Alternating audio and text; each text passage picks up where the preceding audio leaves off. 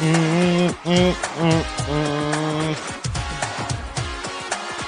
teasing me with that in the beginning because I think it's Lost Boys. Haha.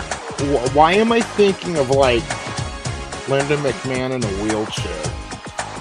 Because you're making out with Trish Stratus right now?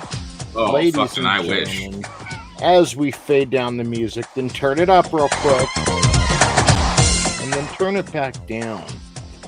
I'd like to welcome everybody to... We already lost someone in the audience. They said, I'm done with this. Welcome to the 1996 watch party of Starrcade. Yes, we've made it all the way to December 29th, 1996. The Monday Night War retrospective began September 5th, 1995. And, man, we're headed,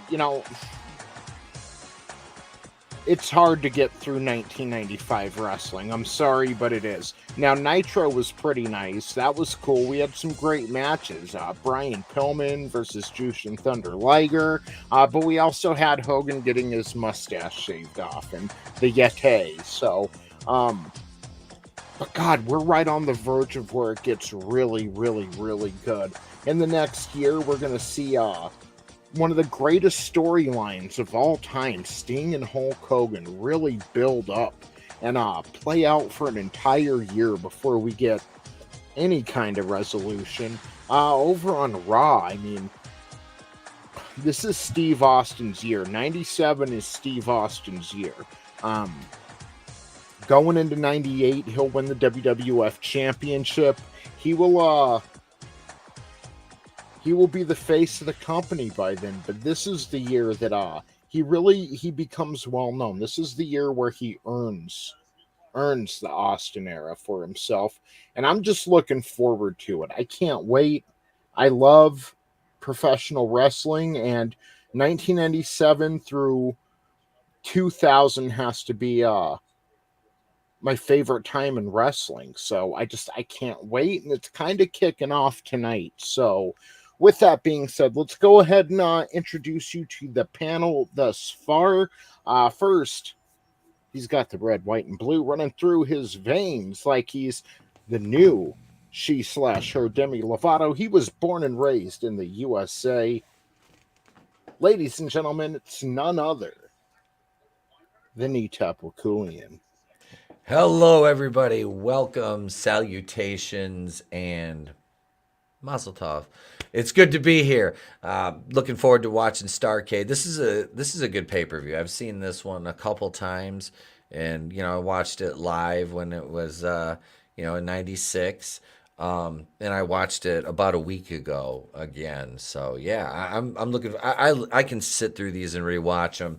And like Tony said, it's not in 1995, which where in my timeline I'm on Halloween Havoc 95. So. Best Halloween Havoc ever. Oh, yeah.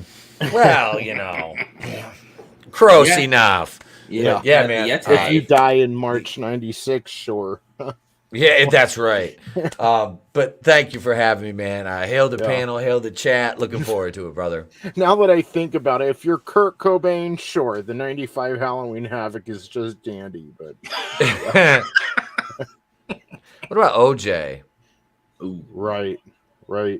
At that point, anything besides Cheers reruns from the Slammer is So, with that being said, ladies and gentlemen, well, again, what am I supposed? I have nothing to say to introduce the guy. I mean, it's got to speak for itself.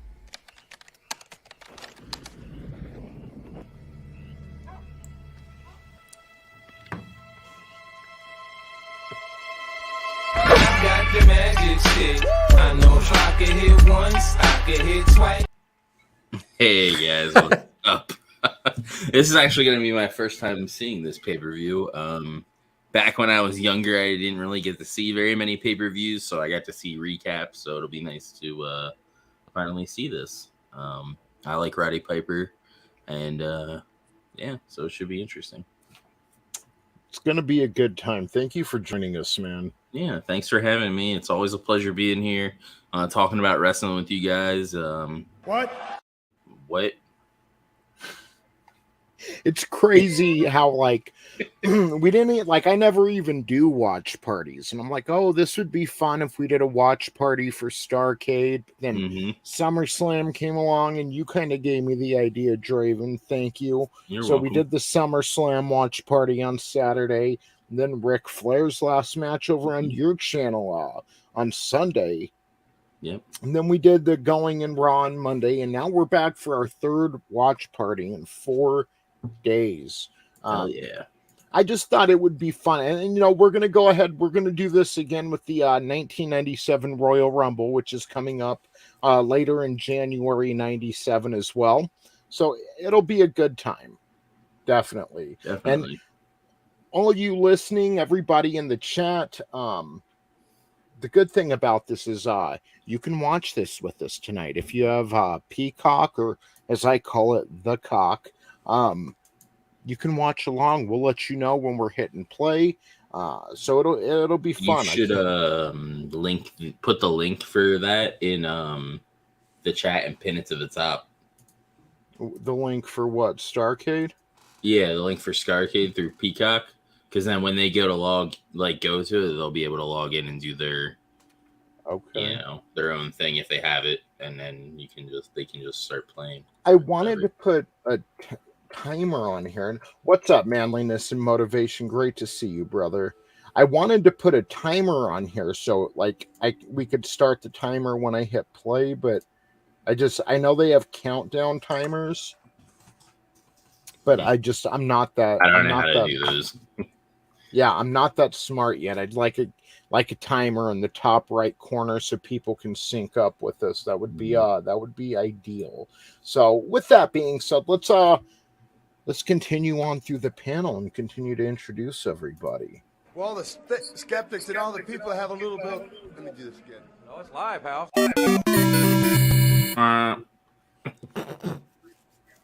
What's up? I have half the brain that you do. And I have half the brain that you do. Yeah, that's what's going on. Here having fun with all you on the Clown World Review. Love this. And Starrcade, man, after watching Flair's last match, and now we're at a Starrcade, and we've got Hogan and Piper, I'm excited, man. Love the Superman shirt, bro. Thank you.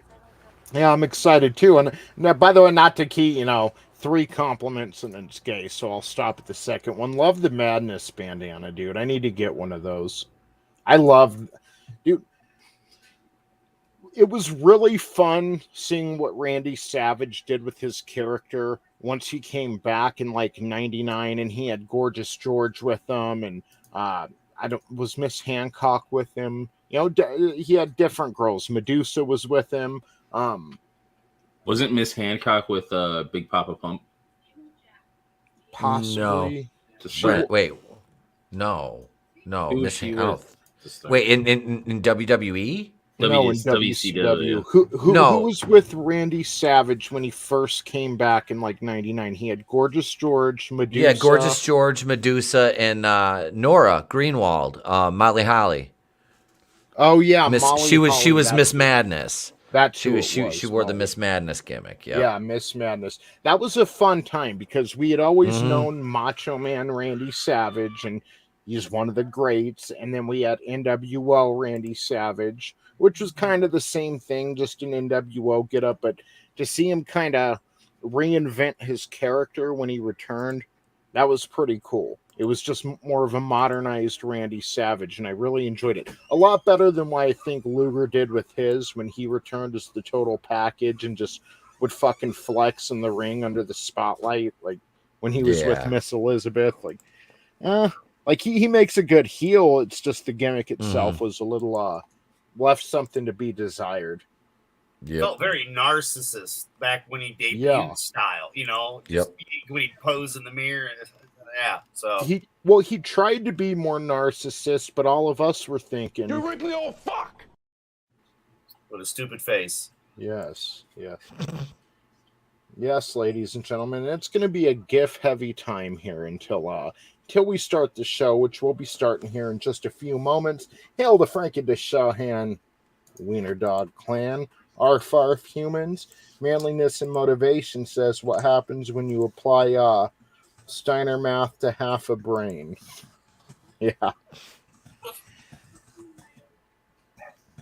Yeah. Hey, you can loop the video clips now. Let's try this. What? Oh no. Yes, Did you- ladies and gentlemen. So, yeah, No. What's Ooh, up? Etep, please don't do Grace and her, well. Oh yeah. I'll loop the 37-second well clip. Oh, just let it run for hours on end. Yes. This is a stream. So, 3 hours of her doing that. Yep. You just wait till I take that producer thing that you end up doing when you do it. Oh no. Oh yeah. before we jump into the show tonight, I just wanted to talk a little bit about the follow up to SummerSlam, a little bit about WWE Raw. Last night was probably, now I'm not saying it was must see TV. They've got a long way to go, but last night was probably the first time I've seen WWE take themselves this serious in a very, very long time. Again, a lot of work needs to be done. I think Raw would be better suited at 2 hours with special edition 3-hour episodes. The Raw after WrestleMania, milestone Raws where they're hitting, 30, 35 years, or 2,000 episodes of Raw. Sure. 3 hours is fine, but hail the Parrot Head. The nose. Hail Parrot Head. But it's a little oversaturated. Like even if we didn't have SmackDown, fine, But 3 hours of Raw is a lot to get through. But the way they utilized that 3 hours last night was beautiful.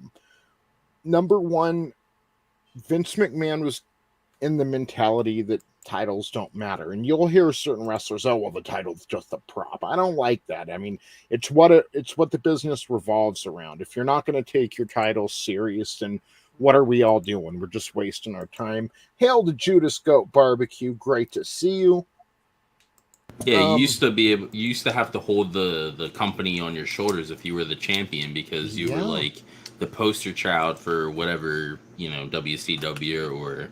And it meant something to be. You're like, geez, I wonder what WWF is going to be like now that Stone Cold's champion. Like the company was reflective of who their champion exactly was. You were the face of the company. Yep. Hail to Tina Bojan.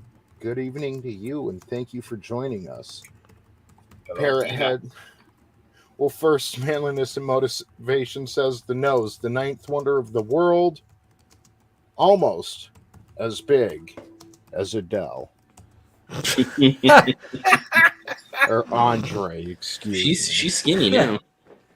Yeah, I know. Oh, I meant status wise, Draven, you fucking misogynist. Sizist. I thought you were fat shaming, you bigot.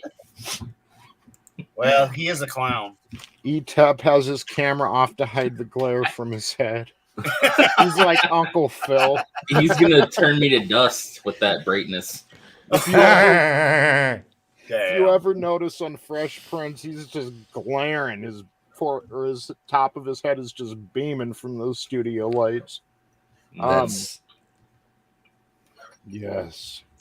Yep, and I'm all tan now too, so you can actually see the lights better. Yeah. So one thing I miss is the Intercontinental title used to. It just had credibility. It had prestige. It meant something. I'm thinking like that era when the strap was white originally.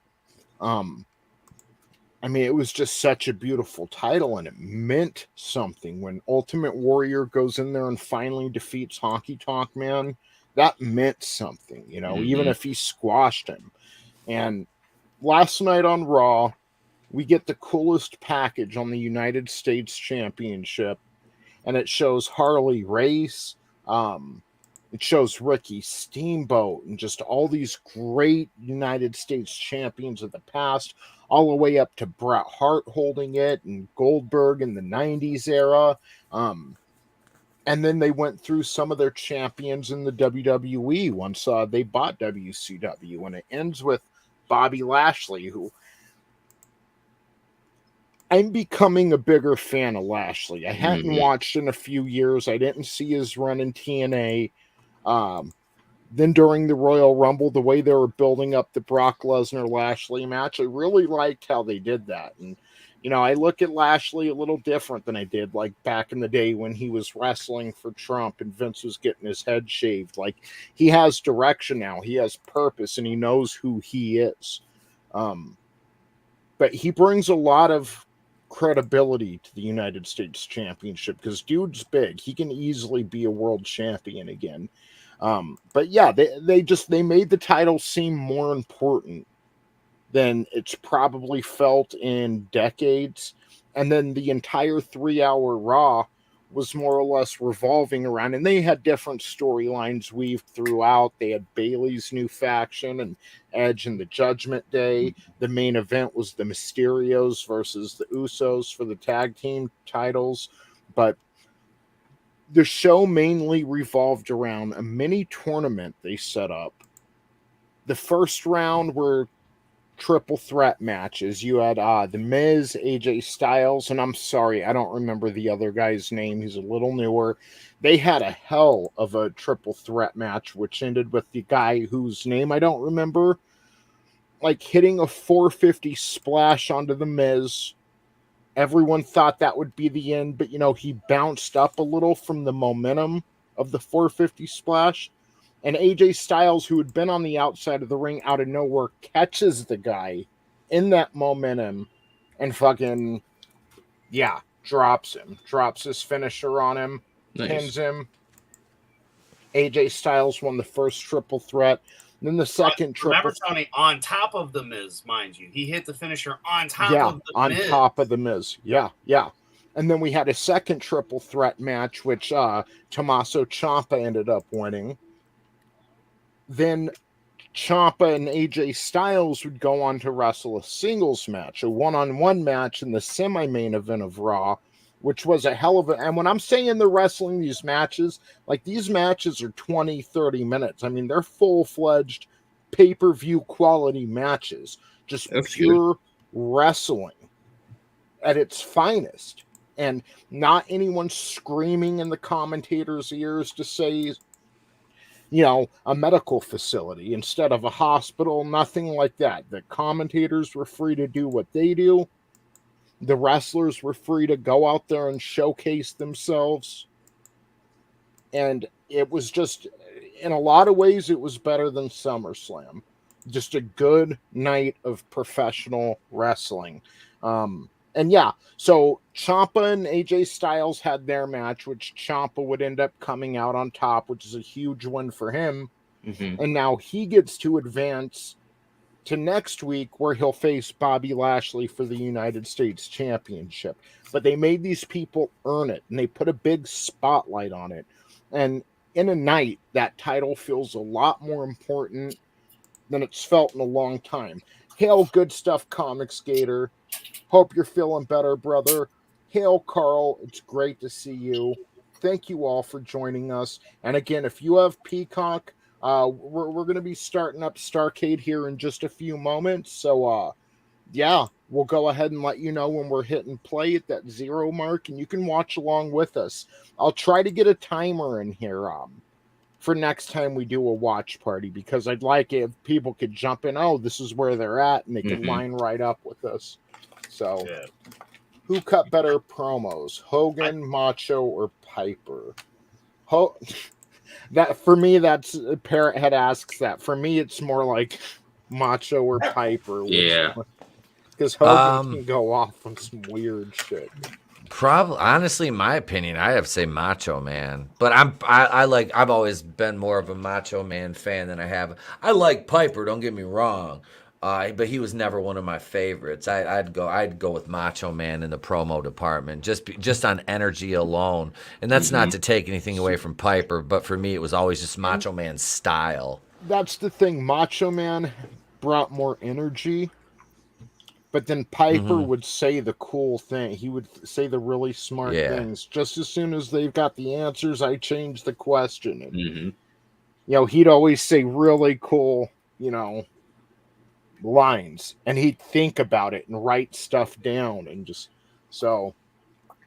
And luckily, if you think about it, Savage's promos kind of picked up after Piper's career. If you really think about it, in the WWF anyway. Yeah, because I mean, Savage really didn't talk a lot with Liz. You know.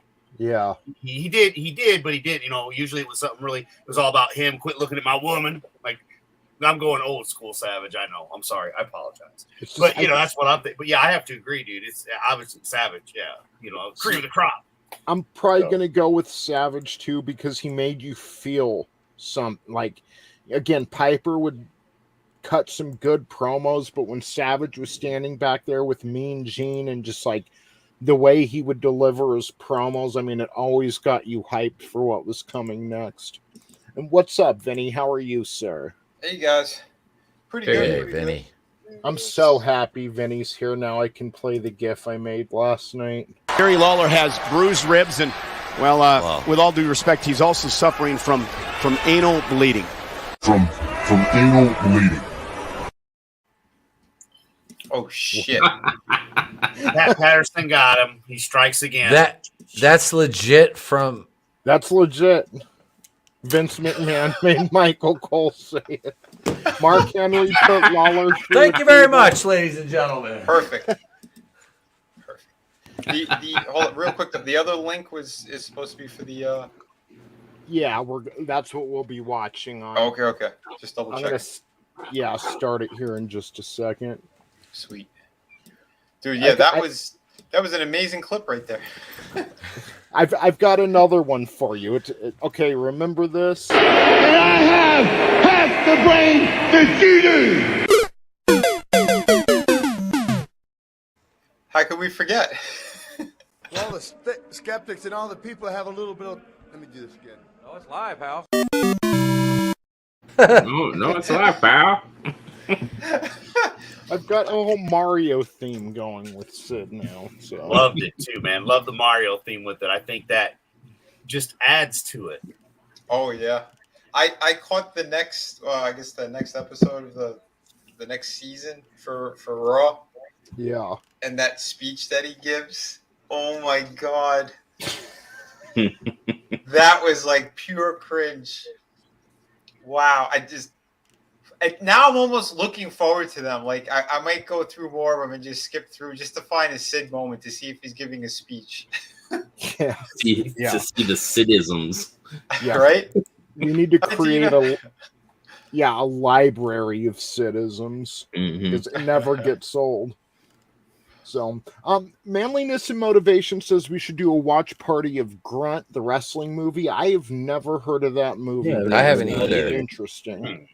That definitely sounds interesting.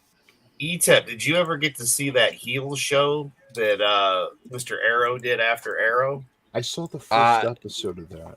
No, what is that on? Stars. I don't think I have Stars. I don't know. I never. No. Yeah, that's the problem. I don't have Stars, so I can't really. But I saw the first episode. They were like showing it for free. Oh God, this looks ridiculous. It was pretty good. Yeah, I enjoyed it. I know they just finished up the second season and stuff, but yeah, first season I felt was real good. I think Draven brought it. Somebody else had brought it up too. What was that? The heel from Stars. Oh, I haven't seen it, but I've heard good things. Yeah, so it's kind of one of those. But yeah, I enjoyed it. I thought it was pretty decent for being today's television. Yeah, I thought it, and I couldn't wait to see what you guys thought. But I should get Stars so I could review it, because that first episode was good. Yeah, well, don't worry, Tony. We'll hook you up. I got Pete hooked up on something. I'll hook you up on something too. Hell yeah. Good Stuff Comic Skaters says, way back in the early 90s, I would visit Treasure Island, Florida with the family. We would go to the Sunnyside Cafe for breakfast, and Macho Man would be there sometimes. He was always cool to us. That's awesome, bro. That's awesome. Kind of got a similar story, not pertaining to wrestling, but those who are into like UFO sightings and aliens and stuff. George Knapp was, this is where he worked, was Las Vegas for KLVS Channel 8 out here as an anchor. And yeah, George Knapp is like, he brought Bob Lazar to prominence and a few other people, you know, and his career basically became about that. And he's still doing it to this day, trying to figure out UFO sightings and just paranormal things. But yeah, he would always he'd always go to Macayo's, which was they actually closed Macayo's now. It's sad. It was like a treasure out here in Las Vegas, but it was a really good Mexican restaurant. And we'd see him there. Like him and my grandma would always talk, and good times. Not still, it ain't Macho Man, but good times regardless. So yeah, that's excellent. Yep. Oh, we had a condo on the beach that was next to the condo he had.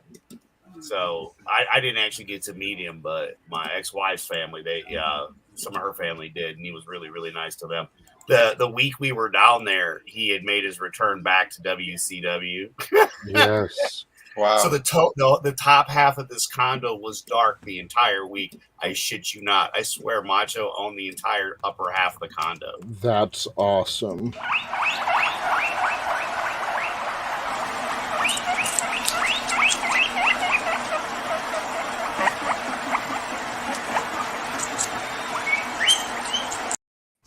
I heard you talking about, weak, brother. And I tell you what, we're here to take everything out of your fridge. We're taking your romaine and we're taking your carrots and we're going to eat all your vitamins, brother. And we're going to get jacked up because pigomaniacs are here, brother. What's going on, everybody?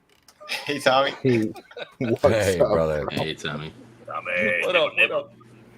So, yeah, with that being said, everyone, we should probably, so we're about 20-something minutes, almost 30 minutes into the stream. We should probably get Starrcade going here. Yeah.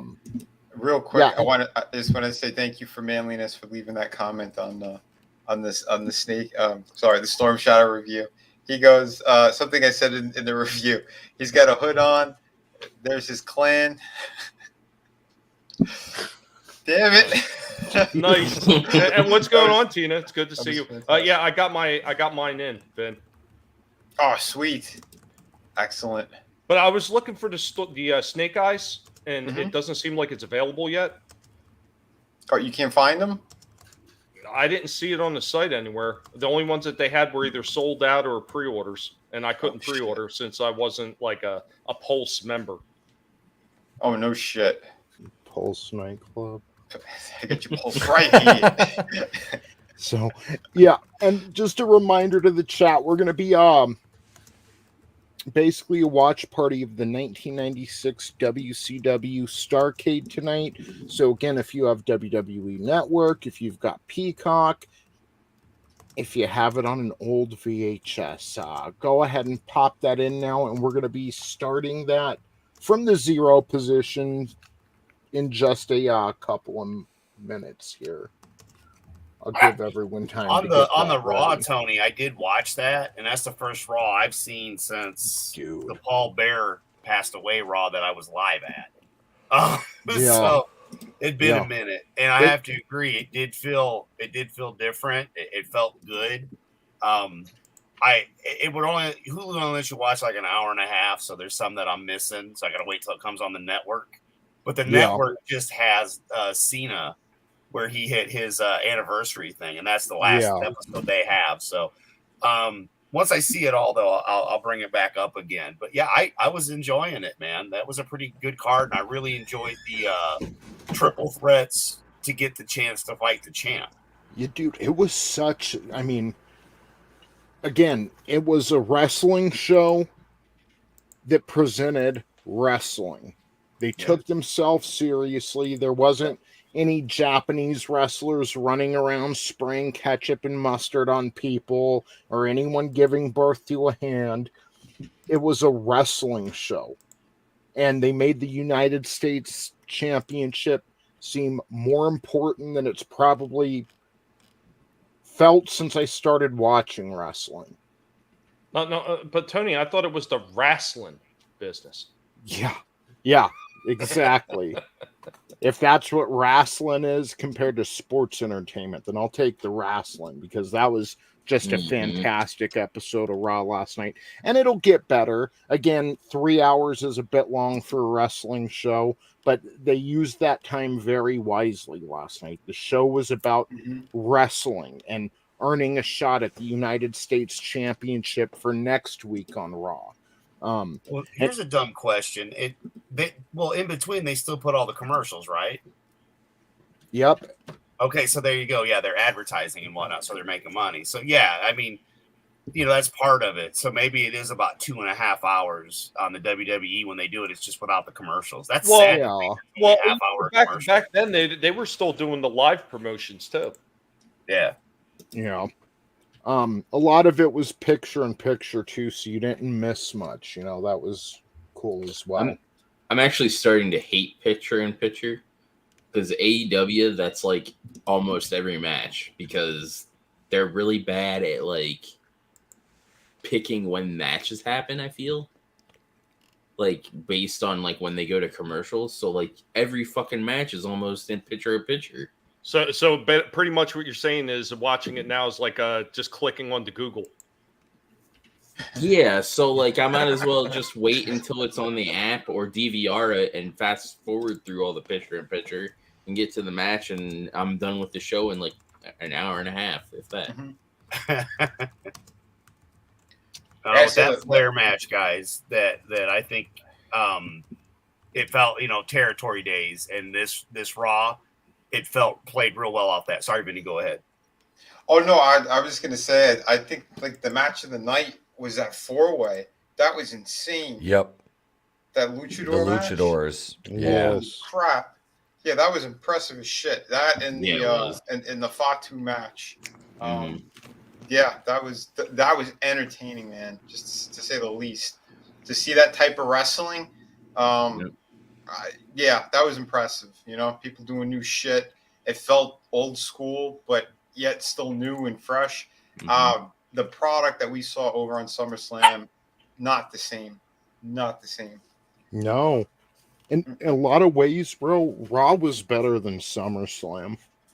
It was just so well done last night. If you're just a fan of professional wrestling and seeing people wrestle, good 20-30 minute matches. They were all basically a mini tournament was set up.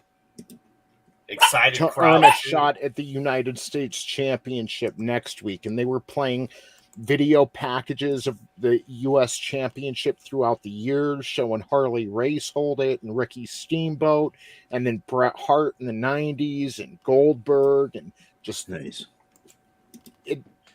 I think because a lot of this was booked. Like obviously they were booked throughout up till SummerSlam, at least when Vince was still there. But last night it is just. You could really feel the change in Raw. You could really feel the change. So that was awesome to see. So, yeah, we're going to go ahead and get started now. We'll press play for Starrcade right now.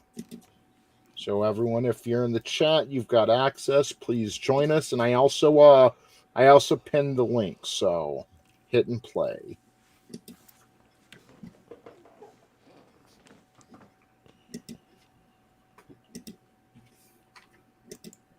And you guys on the stream, if it's too loud or not loud enough, just let me know.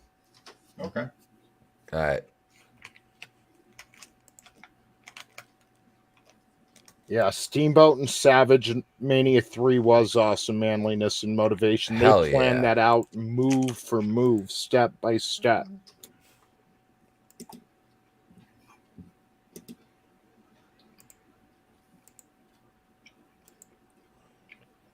I love the lead-ins to the WCW pay-per-views like this. Mm-hmm. The hype packages they used to do. Yeah. Yes. Yep. Especially because back when we had the VHS days, you had that extra tape that needed to be used. Yup. Mm-hmm.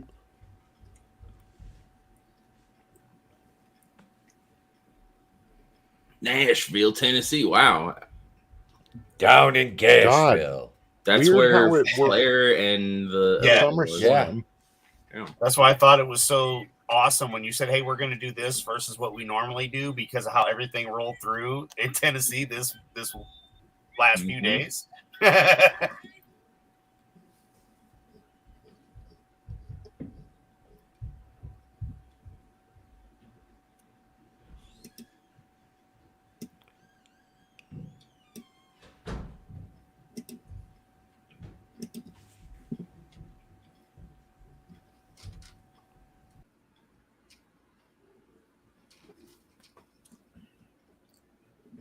That dude looks like a fat Cody. That absolutely is fat Cody. Mm-hmm. Down to the lisp. There's something about this guy. I don't know. It makes me believe in the American dream. Mm-hmm. I got to see him on the Las Vegas Strip. Unfortunately, I was in a car in traffic, but Dusty Rhodes, I think it was the night of Halloween Havoc, either 98 or 99. And he was crossing the street from the New York to the MGM Grand, where the show taking place, the MGM Grand Garden Arena. But he had like two beautiful women, one on each arm. And my cousin who was giving me a ride, he's like, hey, dude, that's Dusty Rhodes. I was like, oh, shit. Kind of awesome. cool. Mm-hmm. Yeah. Hell yeah. Hi. Hey, Trey. Hey. What's up? Trey? It's me, Mario. It's a me, Vinny. Fire turkey. Ice Hawk. So yeah, we've got our first match here, which is the Ultimo Dragon versus Dean Malenko. Now, Ultimo Dragon is the J Crown champion. He's got quite a few light heavyweight titles, and Dean Malenko is the cruiserweight champion. So they're trying to kind of unify these titles. Will Dean Malenko take Ultimo Dragon's titles, or will Ultimo Dragon take the WCW Cruiserweight title? To add to his collection, yes. Okay. Yeah, I didn't know all the belts were up for grabs. That was something I never understood. It's like, well, wait a minute. If one dude's going around taking all the belts, how does your belt end up if you beat him? Yeah. Yeah. I never did figure that one out. In your chair. Just no. Go ahead. Say good night. Good night. Good night, Good night, buddy. Night, Trey. Night. All right. Night. I'll be right back, guys. Yeah. Here, I'll take it up. I love Dean Malenko. Yep. He always And had he's that. Chippendale's vest. But he always had that I don't give a fuck attitude. Like, he's going to go in there, do his work. He doesn't have to be flashy or showy. But he's always like, he's got that stone cold look about him, like in the odds. Yeah, he's Benoit without the crazy. Right. Yeah. Like, he's definitely the guy you don't want to be talking shit about wrestling being fake and it don't hurt. Right. Plus, he lives that gimmick. Like you were saying, Ben. Yeah, he lives that gimmick. You look at him, you just see it. Should put Vinny's face on top of Dean Malenko's. Then he'd be smiling. Okay. Well, I mean, I don't think I've seen Malenko smile ever. So. I think you're right. My brother one of my brothers, when we were in high school, my brother worked in a bagel shop, and Dean Malenko came in. Because it was him. He's very tiny. Nice. He's like maybe 5'6" or something. He was a small guy. Yeah. But he was cool. Well, that's like I was at a Walmart one time over there in like Oxford Valley area in PA, and lo and behold, you know who was walking around the freaking Walmart? Tajiri. And good God, is that guy tiny? He's so small. Right. It's so funny when you meet these guys. Well, and think about it. Like when you're watching this right now, they've got that. What is that? A good 4 foot height, jump in the ring. Yeah. So they're gonna look bigger. I mean, when I met Undertaker, there was no surprise. He was a tall dude. Like he was taller than I was. So it's like, okay, cool. Yeah, no doubt about that. Yeah. And Vince Vaughn, same thing. Like he's a pretty tall dude. He was really cool to meet and hang out with and stuff. That's awesome. And then you'll meet an actor that you think they're almost the same size, and then they're like 5'4", and you're like, "Holy shit, movie magic!" Yeah, no, it's crazy. I really, what do you call it? I had met Animal. Hawk was already dead, but Animal was still alive, and I was surprised how tall he was. I didn't think he was that, that big in height. Oh yeah, that kind of surprised me.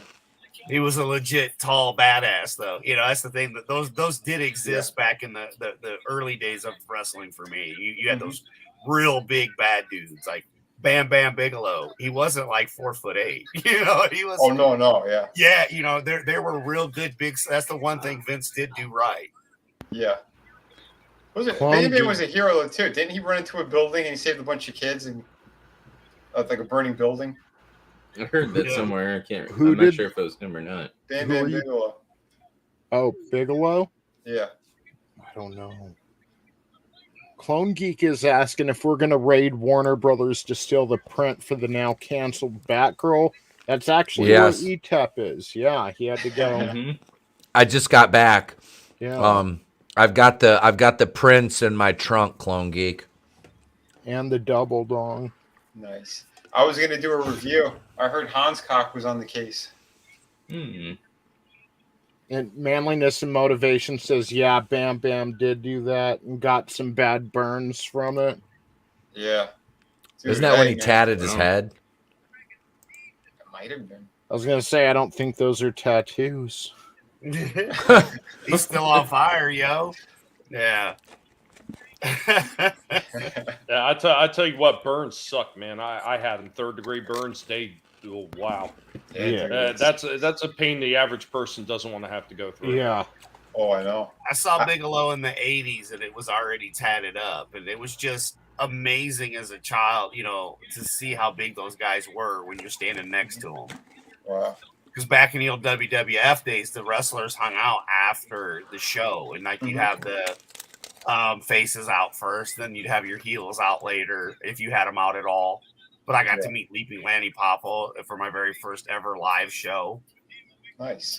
I saw Mike Sharp wrestle live after watching him that Saturday morning on TV. That was really cool. You know who my parents were talking with one time, Adam? I don't know. I might have told you this one before. It ran into them outside the CYO right down the street from our house. They ran into the Wild Samoans. Because the one dog we had was like half Samoyed and half German Shepherd, and they recognized the Samoyed end of the dog right away. And they said they were the nicest people that you would ever want to sit there and talk with, considering how they, were always portrayed on TV as these, wild Samoans and their villains and blah, blah, blah. He said they were absolutely incredible.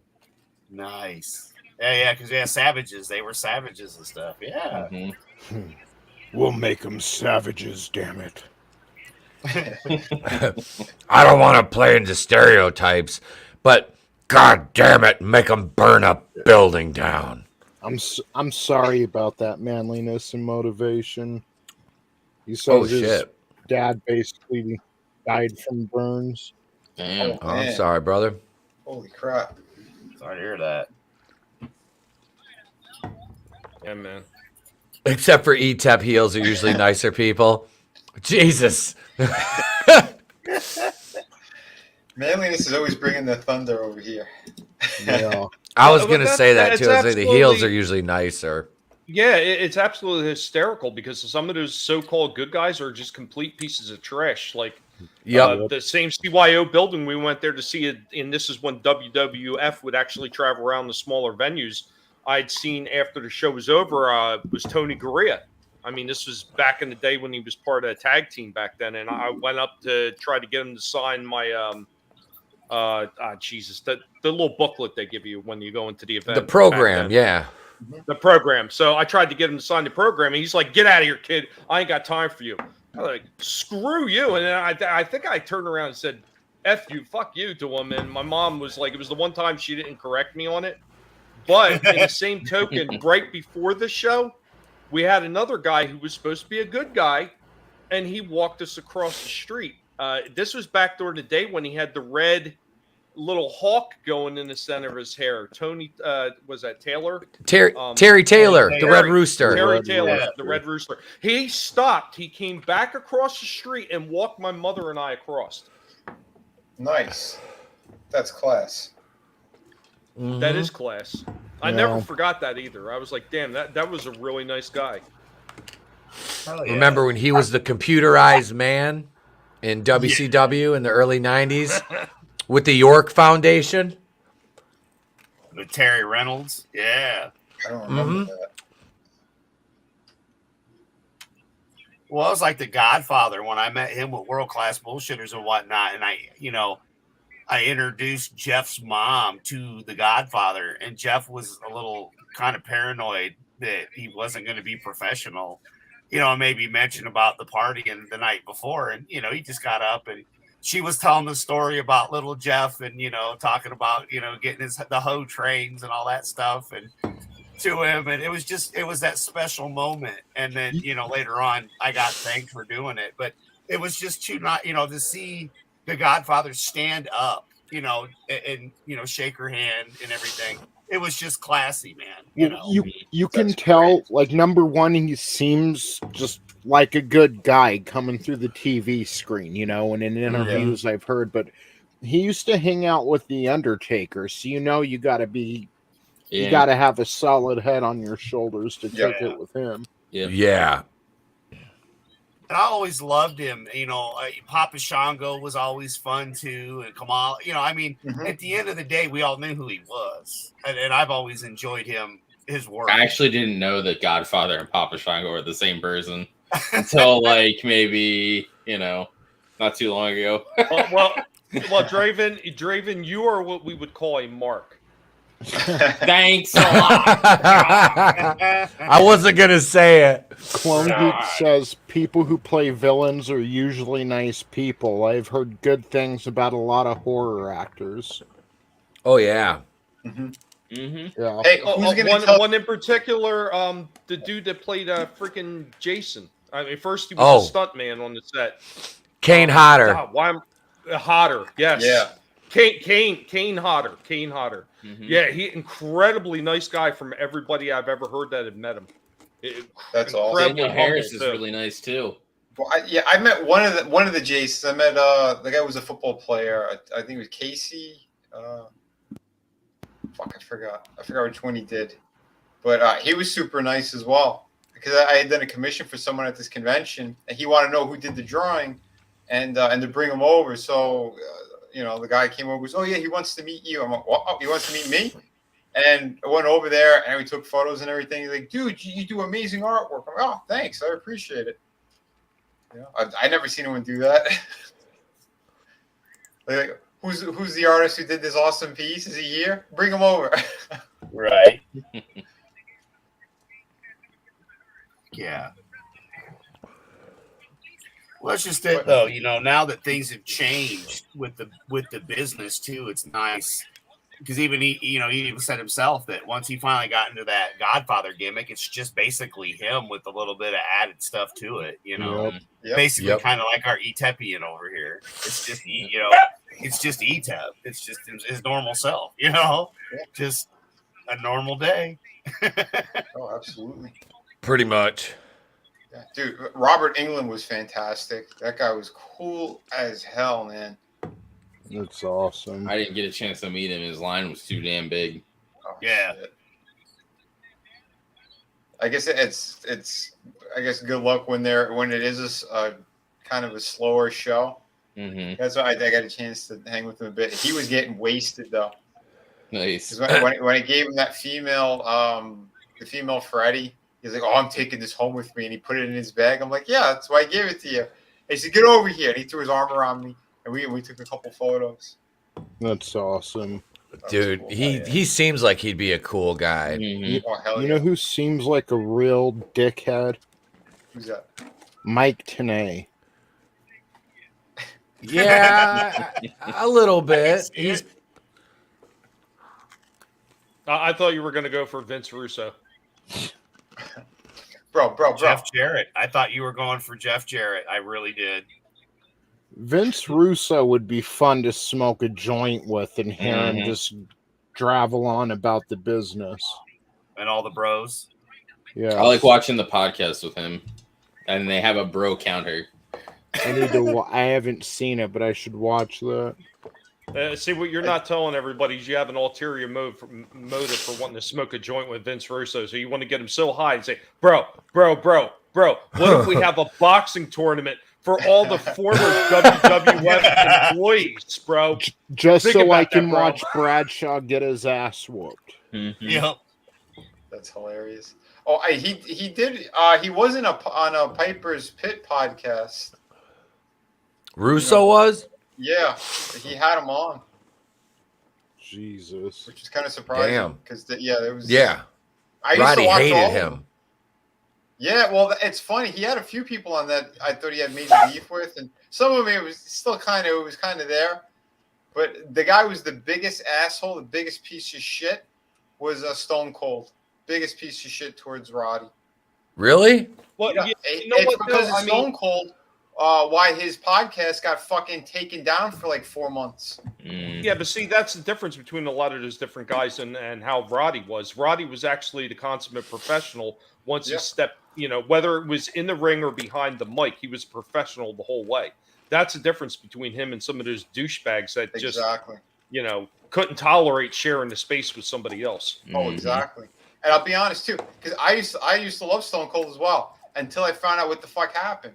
Because Will Sasso came on as Stone Cold. He was doing the impersonation, and at the end of the interview, like they said who it was. It was a whole rib. It was hilarious.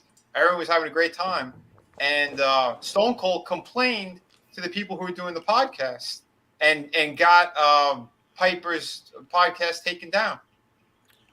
So when he finally did come back, he had 2 new ones, and then he died.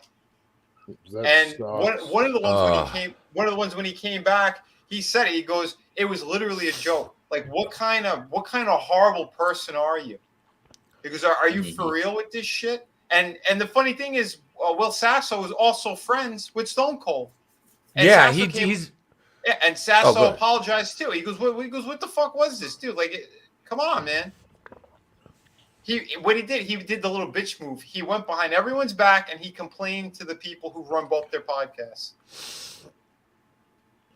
I was gonna say because Will Sasso did like a Bret Hart thing too. He was back on Mad TV and shit. Yep. Yeah, Will Sasso was awesome. Because we had Mad TV, and then you had it when they were on SNL a couple times. Some of the wrestlers got to do the SNL skits and whatnot, and that was all funny. Mm-hmm. There was Mad TV. They were on a lot. Nice. Oh, fuck. That was a tombstone. Oh, yeah. Done the proper way, not on your ass. Yeah. That was like a jumping tombstone. Yeah, I saw that match with. It was on the same one where Sid was. With the new season there, the '97, the first episode, and on that one they had what's his face, Mankind wrestling Owen, and that's how they ended the match. Was Mankind sits on his ass with that tombstone. Jesus. I can't wait. We're like 3 months away from like going into Raw is War instead of just Raw. Yeah. And the arena's gonna look completely different, and yeah. I forgot how small it looked. Like while we were watching these, I'm like, shit. Yeah.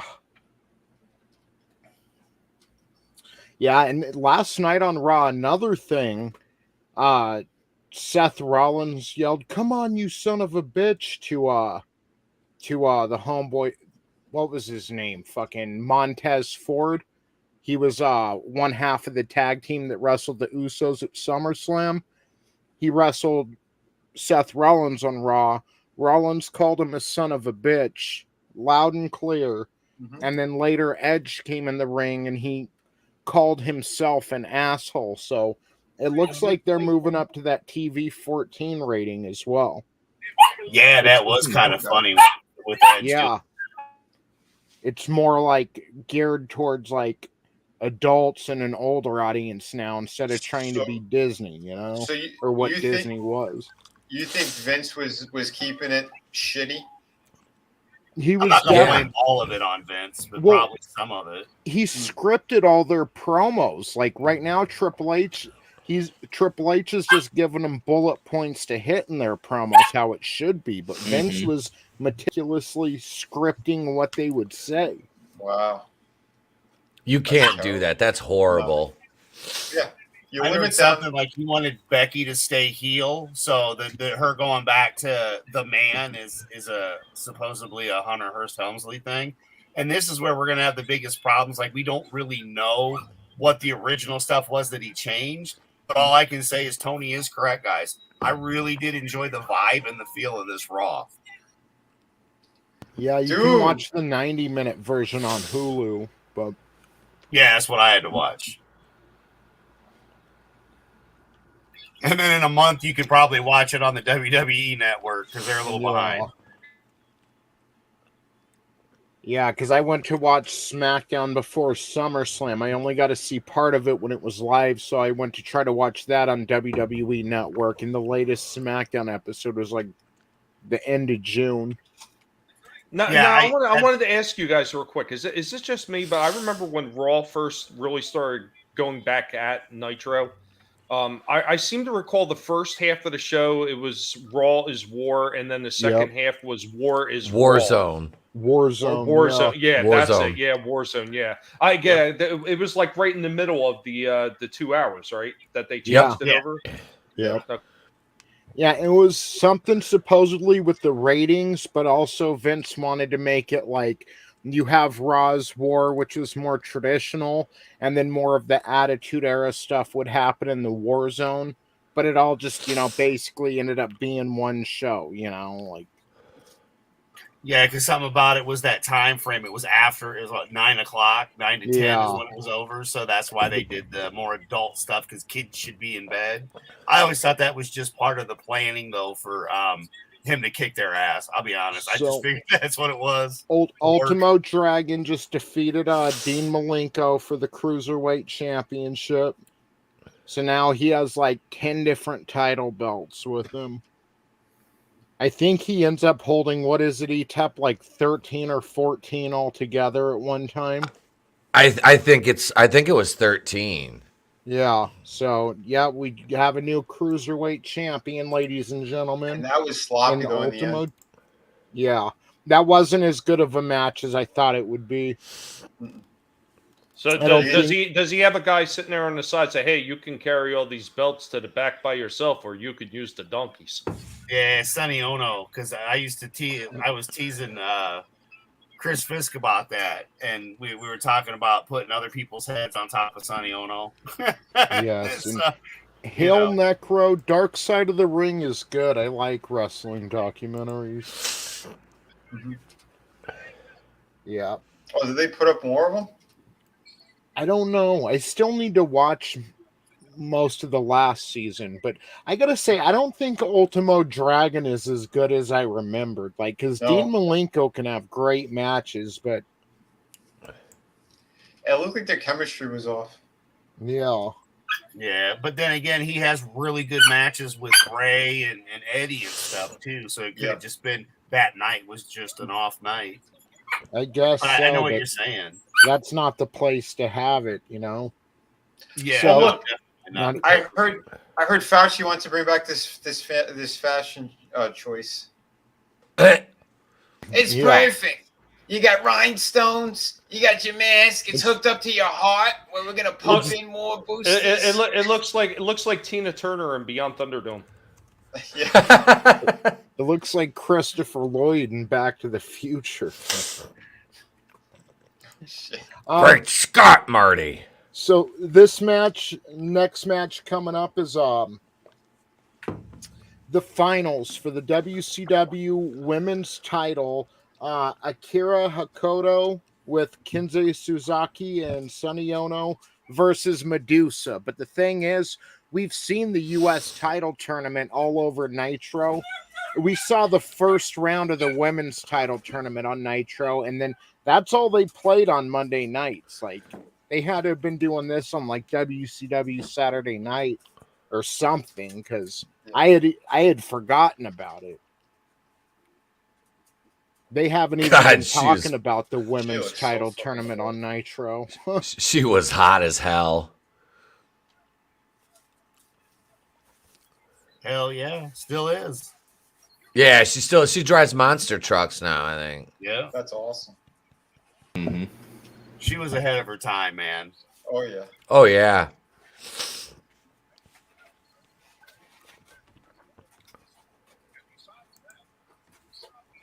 Yeah, I saw her at one of the Monster Jams. Nice. I saw her driving her truck. That was when WCW was still in business, and like Goldberg had a truck there, and a couple other wrestlers. Still think I love when Hogan and the Giant had their trucks, man. That was just crazy.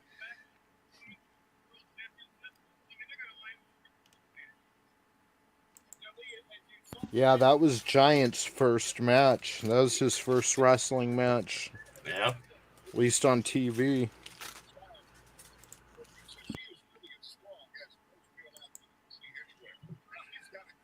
I don't know. Who would have thought that wrestling could prosper if you actually show wrestling? Right. Yeah.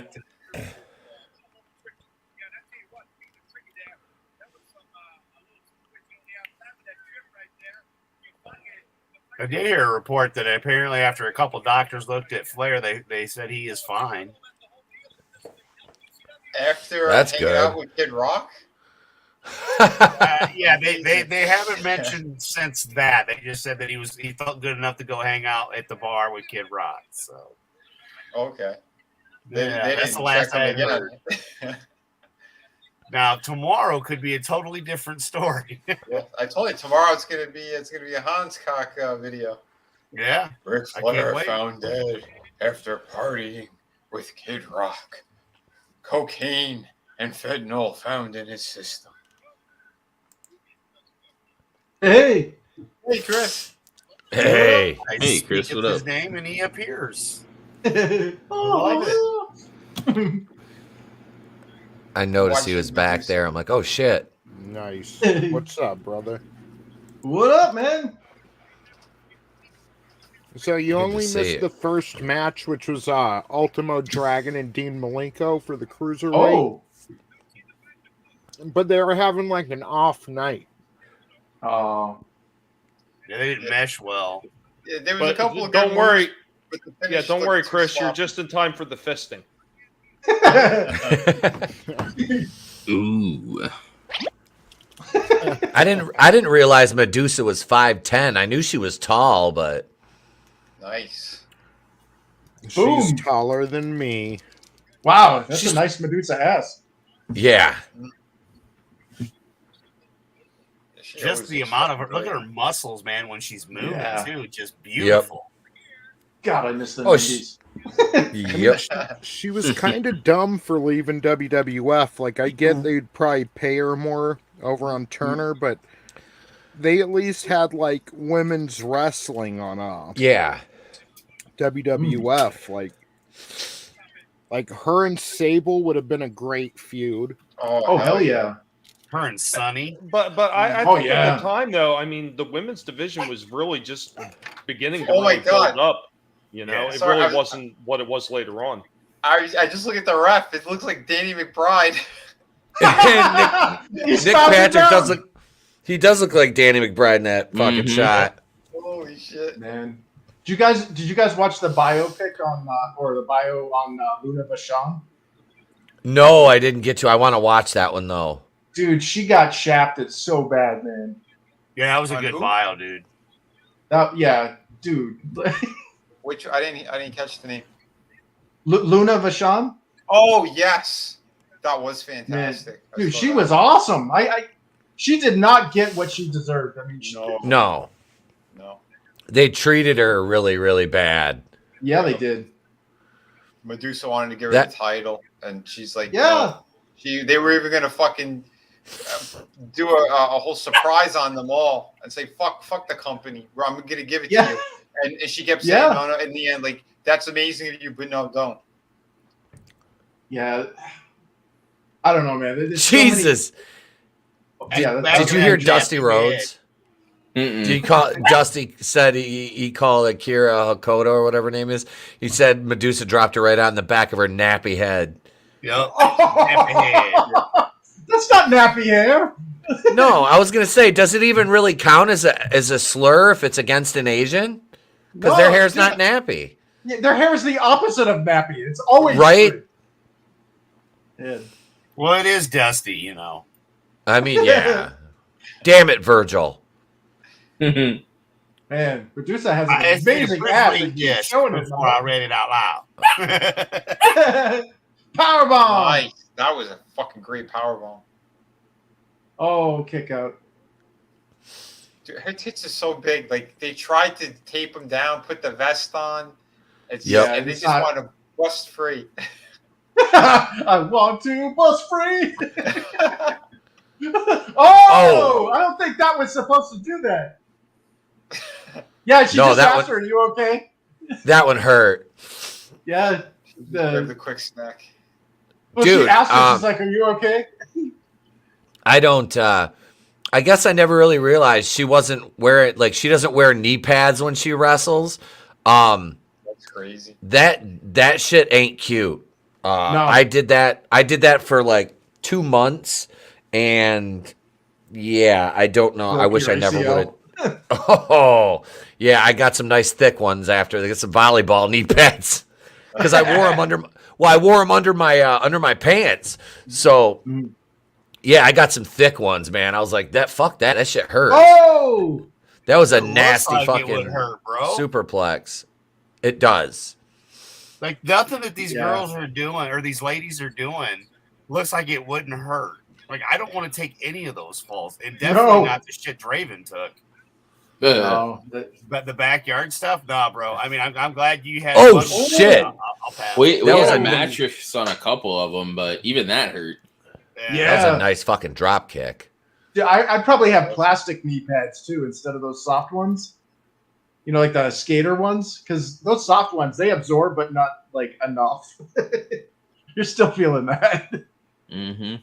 Yeah, but I think you also got to take into consideration the other wrestler. You know, if you're wearing those hard things, you can probably. Oh yeah, you could mess them up. Yeah, it's like those horns from that luchador the other night. Yeah. Yep. 2, 3, done. So you come over here, throw the WWF Women's title in the garbage, burn that bridge completely, and we don't even make you the first women's champion. We give it to some chick from New Japan. Mm-hmm. Who's never gonna wrestle? Who's never gonna wrestle there again? Right. Oh damn! Fantastic. Man, WCW, they really were dicks. Yeah. So Akira Hakuto is the first WCW Women's Champion, ladies and gentlemen.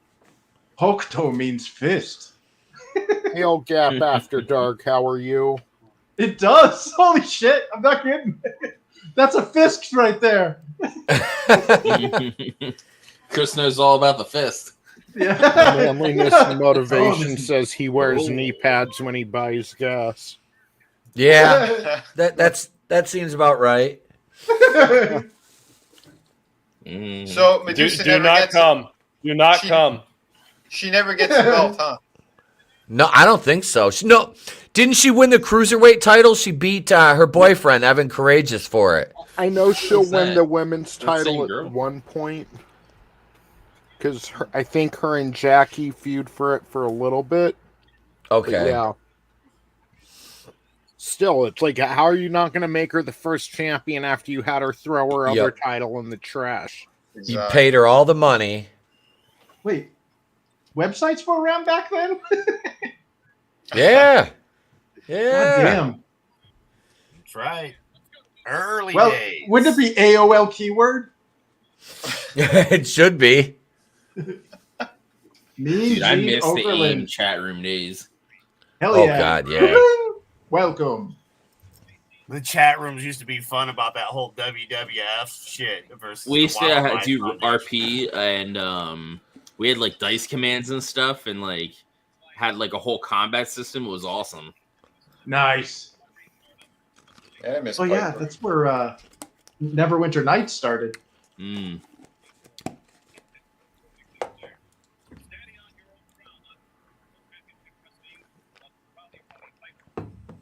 Wow.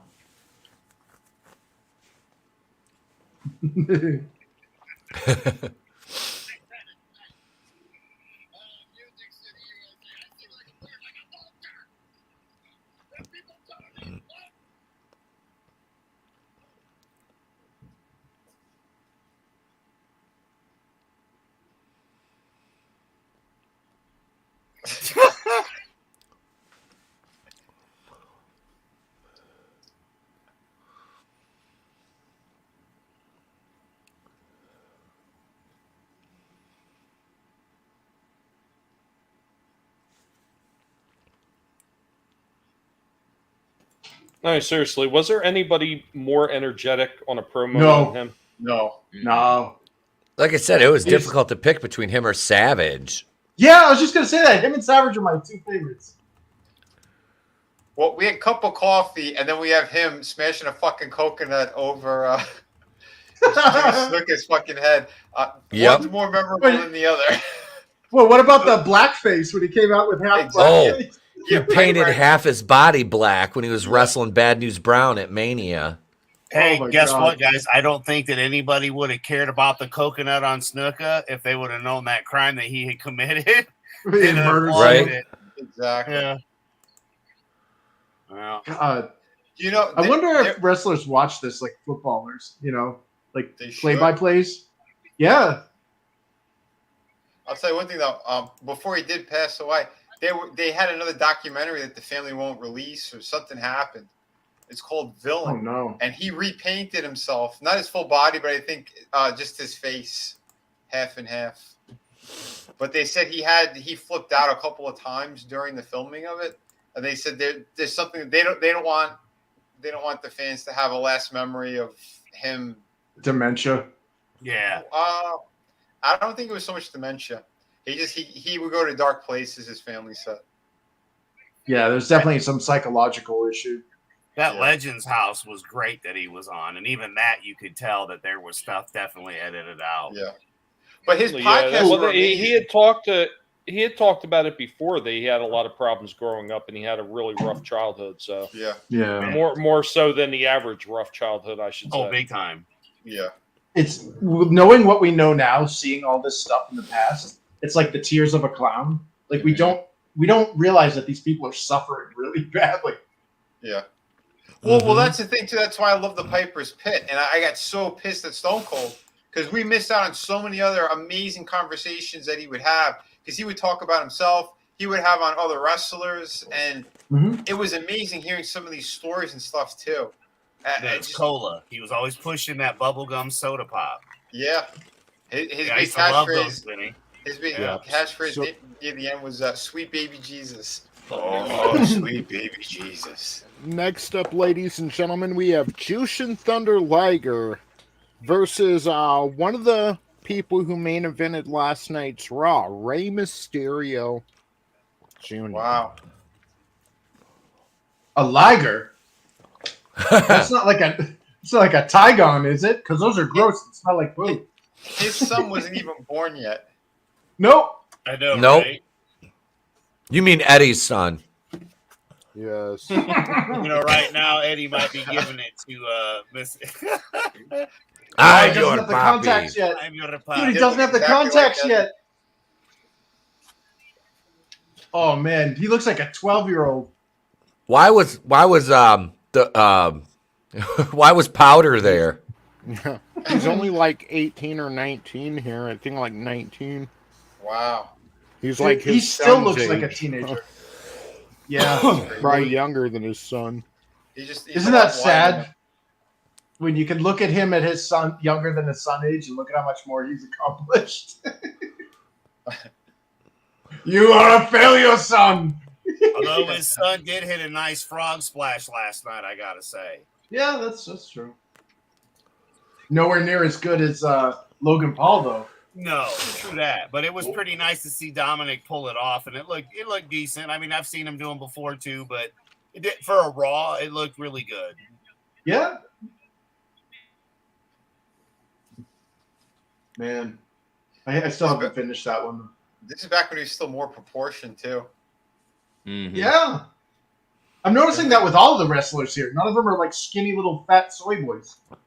Yep. Well, no, I'm just saying too though. Like for Ray's size, like that was still pretty good. Because when he went over to WWE, there they put him on a cycle. That's why he's still like very wide. Like he doesn't look right. And then his trunk had to get extra thick too. I want to go back to this joke thing that Chris was talking about. Heard a good joke once. Man goes to psychiatrist. Says psychiatrist, I am very sad and depressed. Psychiatrist says, cure is simple. Pagliacci is in town. World famous clown. Go see him. You will have a laugh. Forget your worries. Man cries. Psychiatrist asks him what's wrong. Doctor, I am Pagliacci. Yeah. Hold on, snare. Curtains. Yeah. Man. It took me forever to find this damn thing so I could do that. It's well worth it. Yeah. There's a longer version too. But no, that's one of those classic ones. Yeah. Well, I mean, I think it goes back to something we were saying earlier about like starving artists make the best work. Like, these suffering wrestlers, this is when they were doing their best, is when they were in like pure hell. Oh yeah, Yep. where they made it big and everything. Yeah. You bet your ass. Yeah. God, it feels so bad because it's like it's so enjoyable. These guys are so talented, but at the same time, it's like in order for them to be like that, they basically sacrificed their health, their life. Like, Yeah, I was. You guys, you told me because I never saw it live when McMahon pulled both of his quads, but I was watching that Royal Rumble. Well, I watched 2006. I kind of fast forward a little bit. This wasn't the one. It was 2005. But 6, seeing what the fuck they did and the shit that Rey Mysterio was like, he put himself through. It was one of those things like, holy shit, man. And what's his face? Benoit. So I watched kind of like both segments where he was in there until he got kicked out because he was always entertaining to watch. But everything he did was like major head trauma. He did the flying headbutts. He got fucking cracked in the head multiple times. He fell off the fucking ring at one point and landed on his head.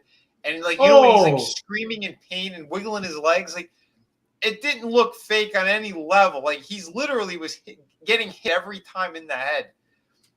Like that's insane. Didn't they have that part of a storyline too, with him hitting his head and shit? But all the time like that, and what's important is that everything turned out okay. Well, that's it. When they scanned his brain and they said the amount of head trauma he had, like it was like a miracle that he was even walking around. Mm-hmm. At that point, are they really scanning his brain, or are they scanning the area where his brain used to be? Yeah, that's It's mush. Yeah. Well, Not mushy. they said months beforehand. I mean, even like with the Eddie Guerrero stuff, like he would just cry uncontrollably everywhere he went. Yeah. I think they said Benoit had the brain of like an 85-year-old with Alzheimer's, basically Joe Biden. But yeah. Well, You know, I would be more interested. I would be more interested to see a scan of freaking Sid's brain. He only has half a mind, remember? Yeah, don't forget that. It's a Pac-Man ghost chasing around a power pellet. Man, that pro I saw him do. Holy shit. Nom nom nom nom nom. I got half the brain that you do. Nom nom nom. He did have the brain of an 85-year-old with Alzheimer's before he ever stepped in the ring. Well, here's the thing: is like you can damage a lot of your brain, and you'll be relatively unaffected personally wise. But the moment you hit your prefrontal cortex, you're done. Like that's you. And anytime there's an injury to that, it like the Phineas Gage story, the guy that had the railroad spike go through his head. Like he survived a railroad spike that went through his head, but it killed him. And the person that was left behind was so different. He was violent and like impulsive and all this stuff. And it's like, dude, that's Chris Benoit. He got the same type of head injuries, you know? Yeah. That's Eddie Guerrero. Guerrero.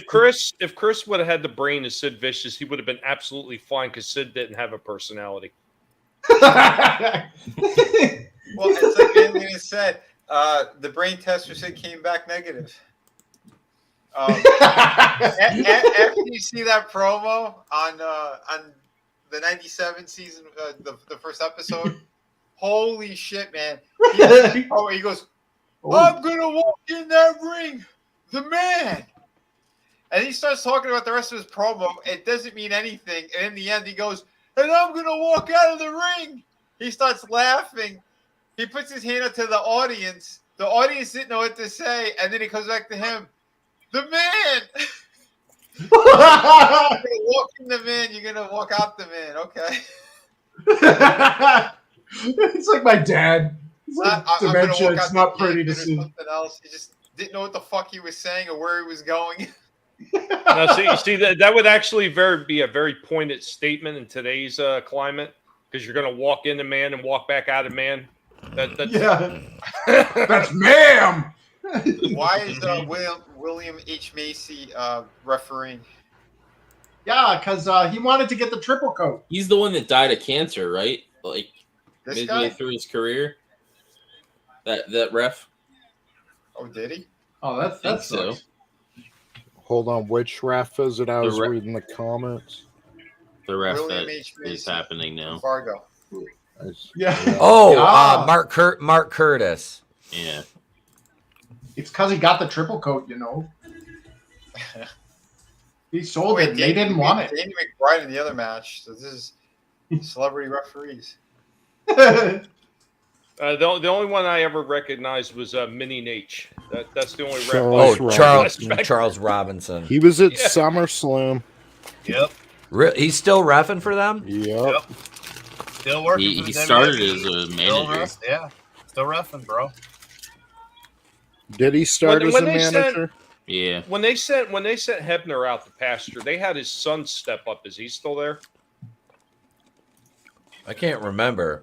They fired Hebner over some bullshit. He was like selling memorabilia online, and they fucking fired him for that. Who? Brian? Earl Hebner. They fired him for that? Yeah. He went over to TNA to work. He died of stomach cancer in '99. Mark Curtis did? 3 years. Yeah. 3 years before he's dead. Yep. That's the other thing that's oh, that was nice. Nice. Dude, That's the other Yushin thing Thunder that's Liger nice. still wrestles. He's a big dude too. Oh yeah. So since we got a 20-year reunion about Ray, does that mean we should have a match with these two again? Because I think it would be fun. Get Napoleon Dynamite down there. Fuck that. I want to see Jack Black. Yeah. Wrestling movie did. Oh yeah. Nacho Libre. Yeah, Nacho Libre. I need to get in shape, but I like tacos. Mhm. Oh wait, Liger retired. He retired in 2020. Okay. Oh wow. Oh man. Yeah, I don't think they could get Jack Black to the ring because all the whale watch people would be trying to roll him out to the ocean. Well, that can't be true though because Samoa Joe made it to the ring.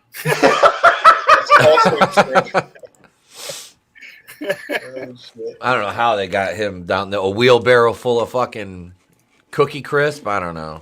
Well, wasn't that tractor that Brock Lesnar had there the night before? You know, that way they could wheel him down. You know, while it was dark. That wasn't there to mess up the ring. It wasn't part of the gimmick. That was the Samoa Joe put him in the ring equipment.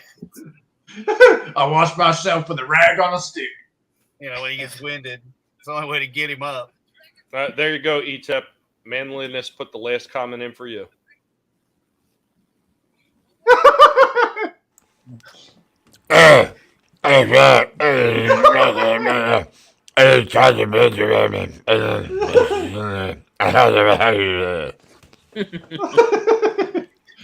You can just hear the fat. I did that with like half a mouthful of Pringles too, so it'd be more authentic. Yeah, the prop was made use. Is Brian Last immune to Derek Chauvin? Yeah, no neck, so there's no way. Yeah. He can't have a neckiotomy, so. Your mind tricks do not work on me, Jedi. God, don't even get me started on that stuff. Hey, put your knee on my neck, buddy. You know, I did it for an experiment, like remembering like old wrestling moves and everything like that. And, you know, I did a couple of the old wrestling moves and I tried to choke myself from the back of my neck and it just didn't work. I don't know what I was doing wrong.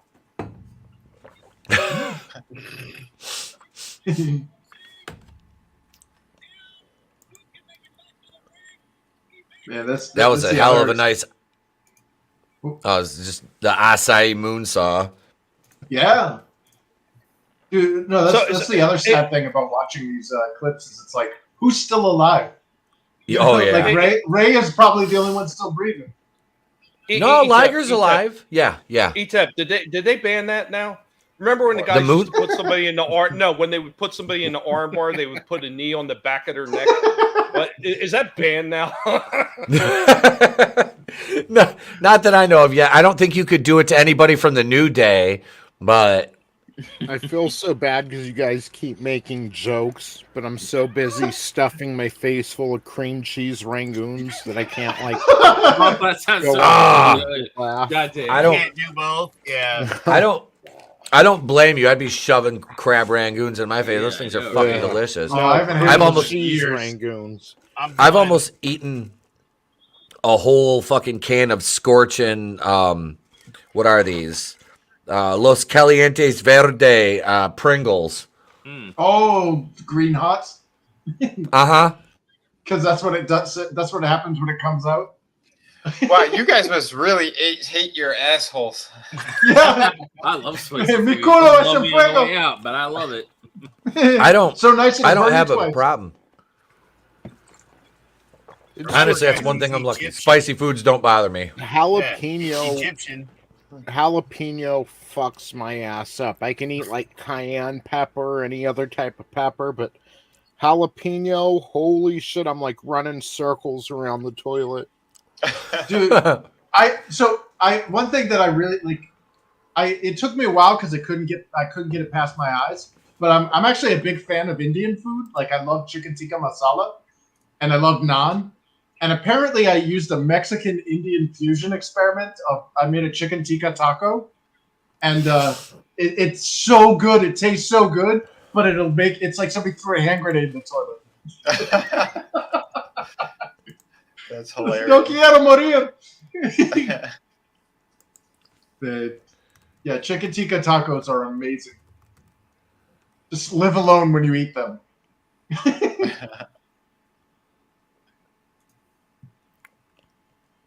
Yeah. Oh, Liger won. Yeah, Jushin. Yeah, Thunder Liger just defeated Rey Mysterio. Kevin Spacey under that mask. Jack's Kevin Spacey. That's kind of scary. Kind of unceremoniously won too.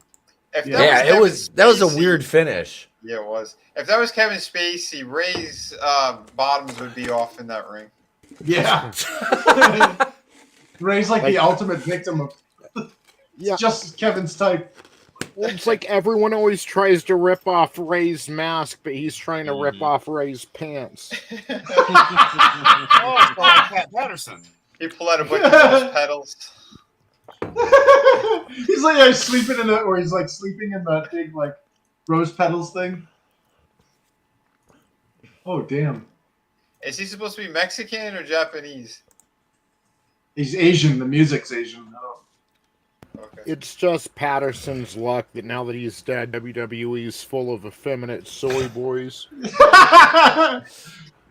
would have been like a snack bar for him. That was a missed opportunity for Pat. Yeah.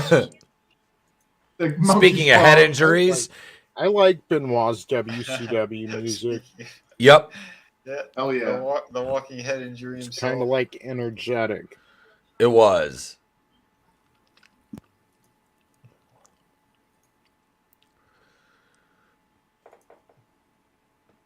Damn.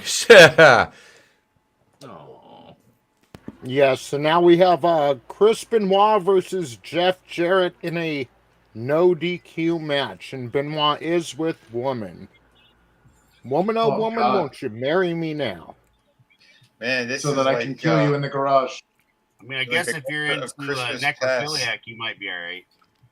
I don't know. Yeah, I came back and I heard you announcing that, Tony, and I thought I heard Benoit as a woman, and I was like, wait a minute, what? And then I was like, oh, okay, never mind. No. He strangled woman.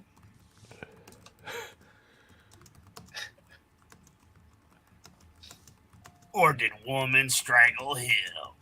Man, he I don't even want to say it. It's too graphic, but poor woman. Yeah. Yeah. Now, here comes this guy. Hey, I haven't easy. seen him wrestle in hours.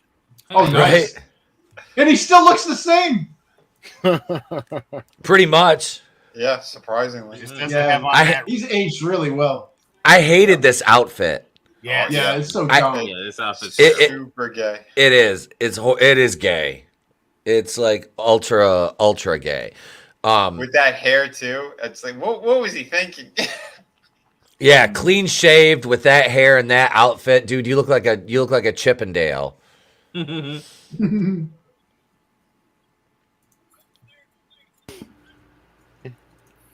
Did he really think he was going to replace him? Nah, I don't think so. He's been doing that shit for decades. Oh yeah. God, that's so sad. Fargo strut. It's so weird watching this, knowing that. Wow, like the bloodbath that ensues. Oh, he came back with that outfit at like a WWE show. Oh my god. Yeah. Oh, so That's it what I was mean. his choice. Like at SummerSlam, they had him come out to his old theme that he used when he'd wear this outfit on WWF. Like, why not send him out to the "Don't Piss Me Off" theme? Like, it was just. Yep. Yeah.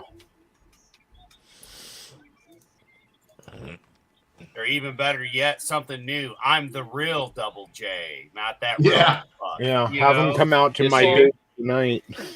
Well, that's part of WWE's, their control aspect.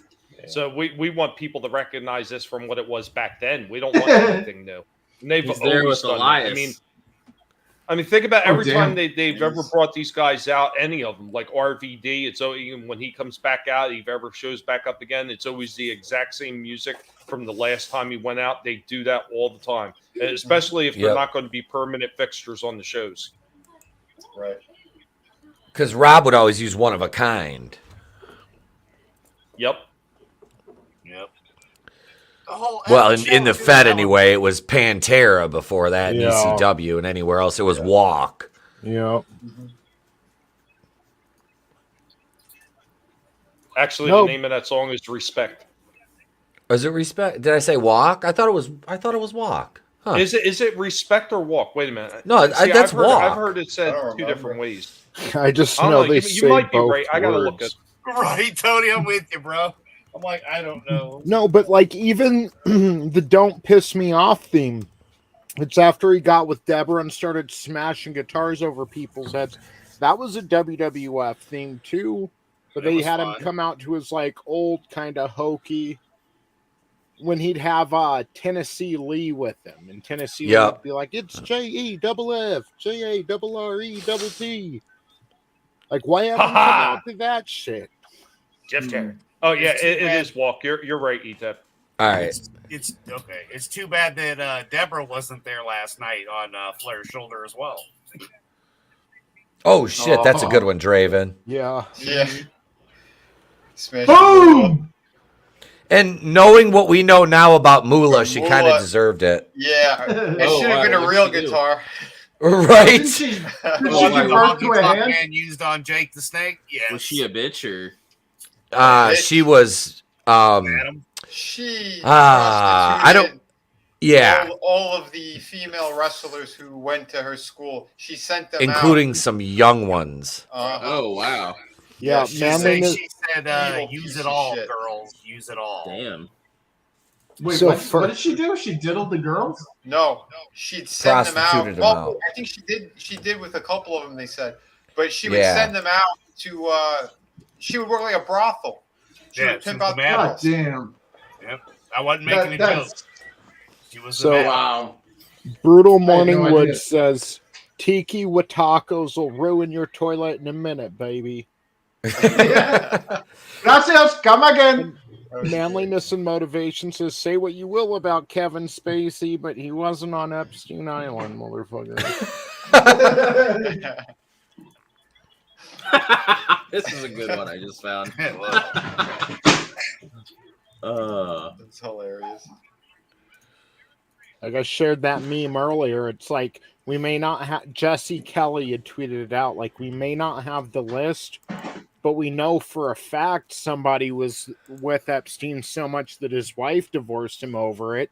You're listening to him about vaccines and climate change lunacy. Just a big picture of Bill Gates. Like, Yep. It's fucking stone cold. That was a good one. He does the Does the fucking shuffle. Yep.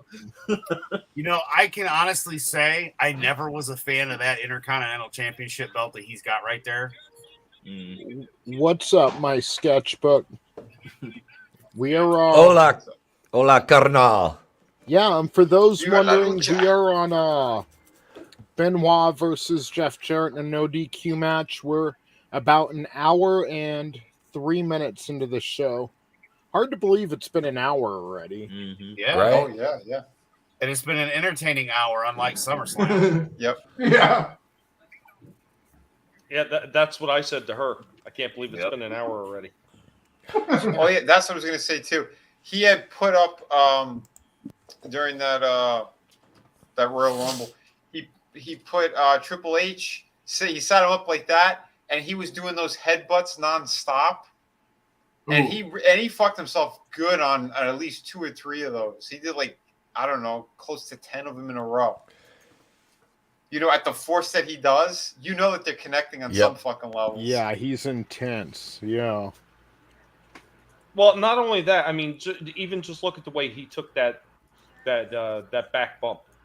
He does everything. Everything he did back then was extremely stiff. So that just added to the freaking injuries to the neck. Oh yeah.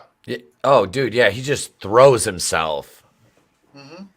But it's always head first. Every blow that this he's is your favorite Etep. Yep, right there. Take that, Beetlejuice. You take that, Lord Lightfoot. Slap nuts. Yep. He went up in the air at the end of it. Chicago is a violent place. I gotta get one of those T-shirts that say "Listen up, slap nuts."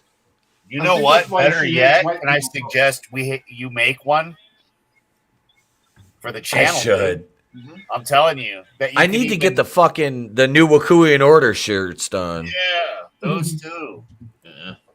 Dude, how did you let me beat you with the PWO shirts? Because I have no idea how to design anything because I'm a boomer. I need to figure out how to do the Vampire World Order ones too. Dude, I'll tell you what. If I had access to my computer, being able to pull stuff off the internet, I would so help you with that, Etep. But the way things are right now, I can barely access that stuff. Oh yeah, I understand. That's all I got to do is get like a 4K black and white logo done, and I can just throw it on the shirts. What you want to do is get a PNG. Most likely, you probably want to get an AI file, which is an Adobe Illustrator file, or an SVG file, because anything that's black, like the background on, like, say, NWO, will be printed black, and you'll have a big square in addition to the logo. Yeah, that's unfortunately what happened with mine, and it's really difficult once you've already made the design to, take it off and do it again. I'm really thinking about doing that, but you know what? Here's the problem though. If you run across like a white shirt though, it's not going to look good at all. Or if you have a really light colored shirt, depending on the colors, or if let's say it's a red shirt, and like I did mine in red.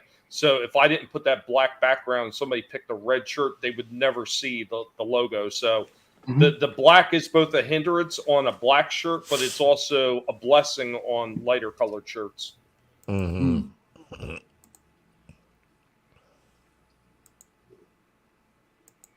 Well, you can make it only available in certain colored shirts, though, right? Yeah. That's what I would do. Yep. That's what I was gonna say. So what I'm hearing is you really got to be careful on what color shirts you do too. Okay. Well, you can preview them too. Yes. Yep. But you know what? The previews don't always really tell you exactly how it's going to look. For example, when I previewed all those shirts that I did, Chris, the one that you got, I mean, those things looked super bright on the preview. When I got the shirt, I was not impressed with the brightness of the colors, and I had to go back in and touch everything back up again because I didn't like it, because I didn't feel it was popping enough. Well, which shirt place are you guys using, Tommy? I'm using Stream Elements. Stream Elements. Yeah, that's what I've been using too. See, I got Teespring. It's unfortunate that the NWO, like the Wolfpack, used red on black, because in the printing world, that's like a huge no-no. Like, you never make red and blue touch, and you never make red and black touch. Because... Oh, dude, I love my shirt that's red and black, though. Yeah, that's the Wolfpack.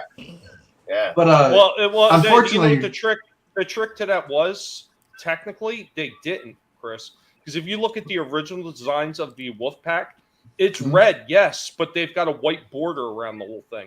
Yeah, they do that intentionally, because red and black should never touch, and red and blue should never touch. Or orange and blue, because something called chromatic aberration. It actually gives you a headache if you look at it long enough. Wow. Chris Fish sharing that knowledge. I was gonna do a funnier one earlier, but that didn't work out right. But this did. That would explain why I get headaches a lot, and I really like red and black. Well, what it is the two colors, like the way that your rods and cones and your eyes work. Your cones are trying to look at those two colors, especially the red and the blue, and it's trying to like basically pull one forward and push one back. But at the same time, the other cones are trying to do the exact same thing. So it gives you eye strain. Gotcha. Hail Blood. Sorry. I was to say Hail Blood Guilty Gaming and Hail Rebel Scum Network said left 2 likes. Thank you, Rebel Scum Network. Appreciate it. Excellent. Excellent. Thank you. Thank you for joining. Good people. Red and black should never touch. Damn, Chris, that's racist. I don't know if we can be friends in my sketchbook. only time for them okay to touch is in bar with firewater. No mestizos! No mestizos! Or would that be masala? Blood Guilty Rebel Scum Network, how you doing? Good to see you. Stone Cold. People have no rhythm. That's funny.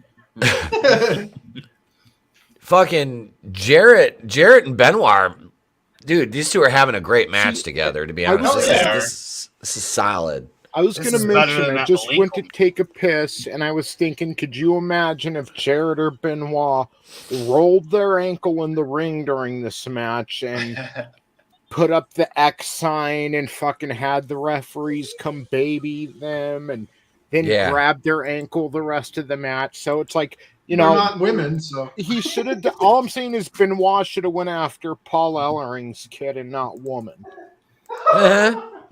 Yeah. I'm all right with that. She was the one that needed to be taken out. Yeah. Yeah, this was the thing. Like, Jarrett wasn't a main eventer, but you put him with a main eventer, and he could have a high-level match. Oh, yeah. Ah, He knew how to work. What's Liam doing out there? Arn Anderson's too tall to be Liam. He's Arn's a foot taller than Liam, isn't he? Yeah, the tiny orange tyrant. I think Liam can take Arn Anderson. Well, now, now. Arn Anderson's neck is fucked up and his hand is paralyzed. Liam better take him at that point. He's got like double chins by now, I'm sure. I mean, I know I can take out Muhammad Ali. We saw him the other night. He was still pretty big. Yeah. She kicked fucking Conan. Look, he doesn't like getting put in What's that guy's name holds. again with the green? That was Hugh Morris. Bill DeMott was. Well, no, he's still alive. Yeah, I think I met him once. Yeah, he was like the trainer at WWE, but he got fired because a bunch of millennials complained that he was mean. Oh! Stop it. Stop it. I always liked Hugh Morris, man. He was another kind of bigger guy that could move. Yeah. You know, like I'm Bam just Bam saying- Yeah. talked about Has earlier. Look at my sketchbook said it right. Jarrett was a mid-carder. A mid-carder from his era is better than a legend from today's wrestling. Yeah. Yes, sir. Well, Amen. Yes, Nailed sir. it. Look at the quality of WWE when they fucking fired Bill DeMott. He quit being the trainer. Suddenly we have all these betas. Yep. Yeah. All the alphas are in UFC. Yeah. It also helped UFC wasn't around back then, so like, Well, Yeah. They were. They just weren't like Yeah. as big. It wasn't Well, as yeah, UFC, lucrative yeah, to Ken fight Shamrock. there. Yeah. Well, did you really want to get stretched out and choked out by Gracie? I know I didn't. Well, that was back yeah. before they even had legitimate time limits too, because some Yeah, of these well, matches yeah. would go on for like The 40 Gracie minutes. Shamrock match was what caused the time limits. Yeah. Those it were was fucking. basically Those were 45 minutes. painful to watch. They Yeah. didn't have. 45 minutes of two dudes hugging. Yep. Yeah. They didn't have weight classes either back then. Oh yeah, Tank Abbott None, walks in none and of throws them. his None fat of them fist at did someone. either. They had God, what was that other one? It was Ring of something. Okay. Yeah, Ring of Honor. No. I think I know. Ring of the You know what I'm Cage. talking to? It's something. Yeah, King of the Cage, and there was another one. Yeah. It was like not wasn't King of the Ring. It was something with a ring in it though. But they had ones where they this one time I was watching a Muay Thai kickboxer who was maybe 145 pounds soaking wet went up against this big sumo guy that was close to 400 pounds. Somehow the Muay Thai guy got him on the ground when the big guy tried to tackle and missed. Oh, The guy God. got him What on do the ground. these He two jumped on idiots top have of his to head say? and started elbowing the holy dog shit out of his sumo guy and actually knocked him out. Nice. Yep. See, who knew that Jarrett's doormat would be Austin's punching bag?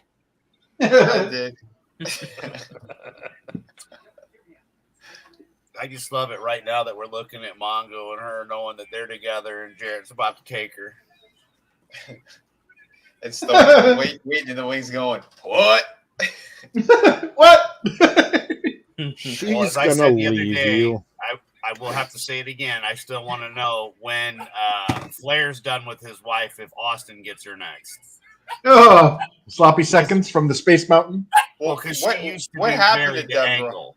Does anyone know? know? That used to be Mrs. Angle. So. Oh, sloppy thirds. Does anyone know what happened to Deborah? Who she settled with and everything? Let's hear what this bitch has to say.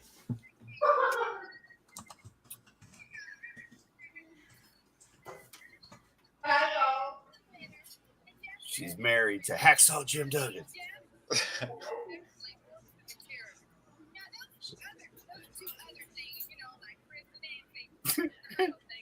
Thanks. Oh! She's only 62. That was Right hilarious. here. No, now. Oh, Deborah? Yeah. Yeah.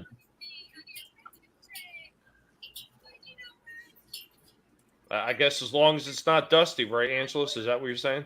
She's just not that hot. Like for Blonde, Sunny, or Sable were, or like Tori Wilson or Stacy Keebler. Like they're all.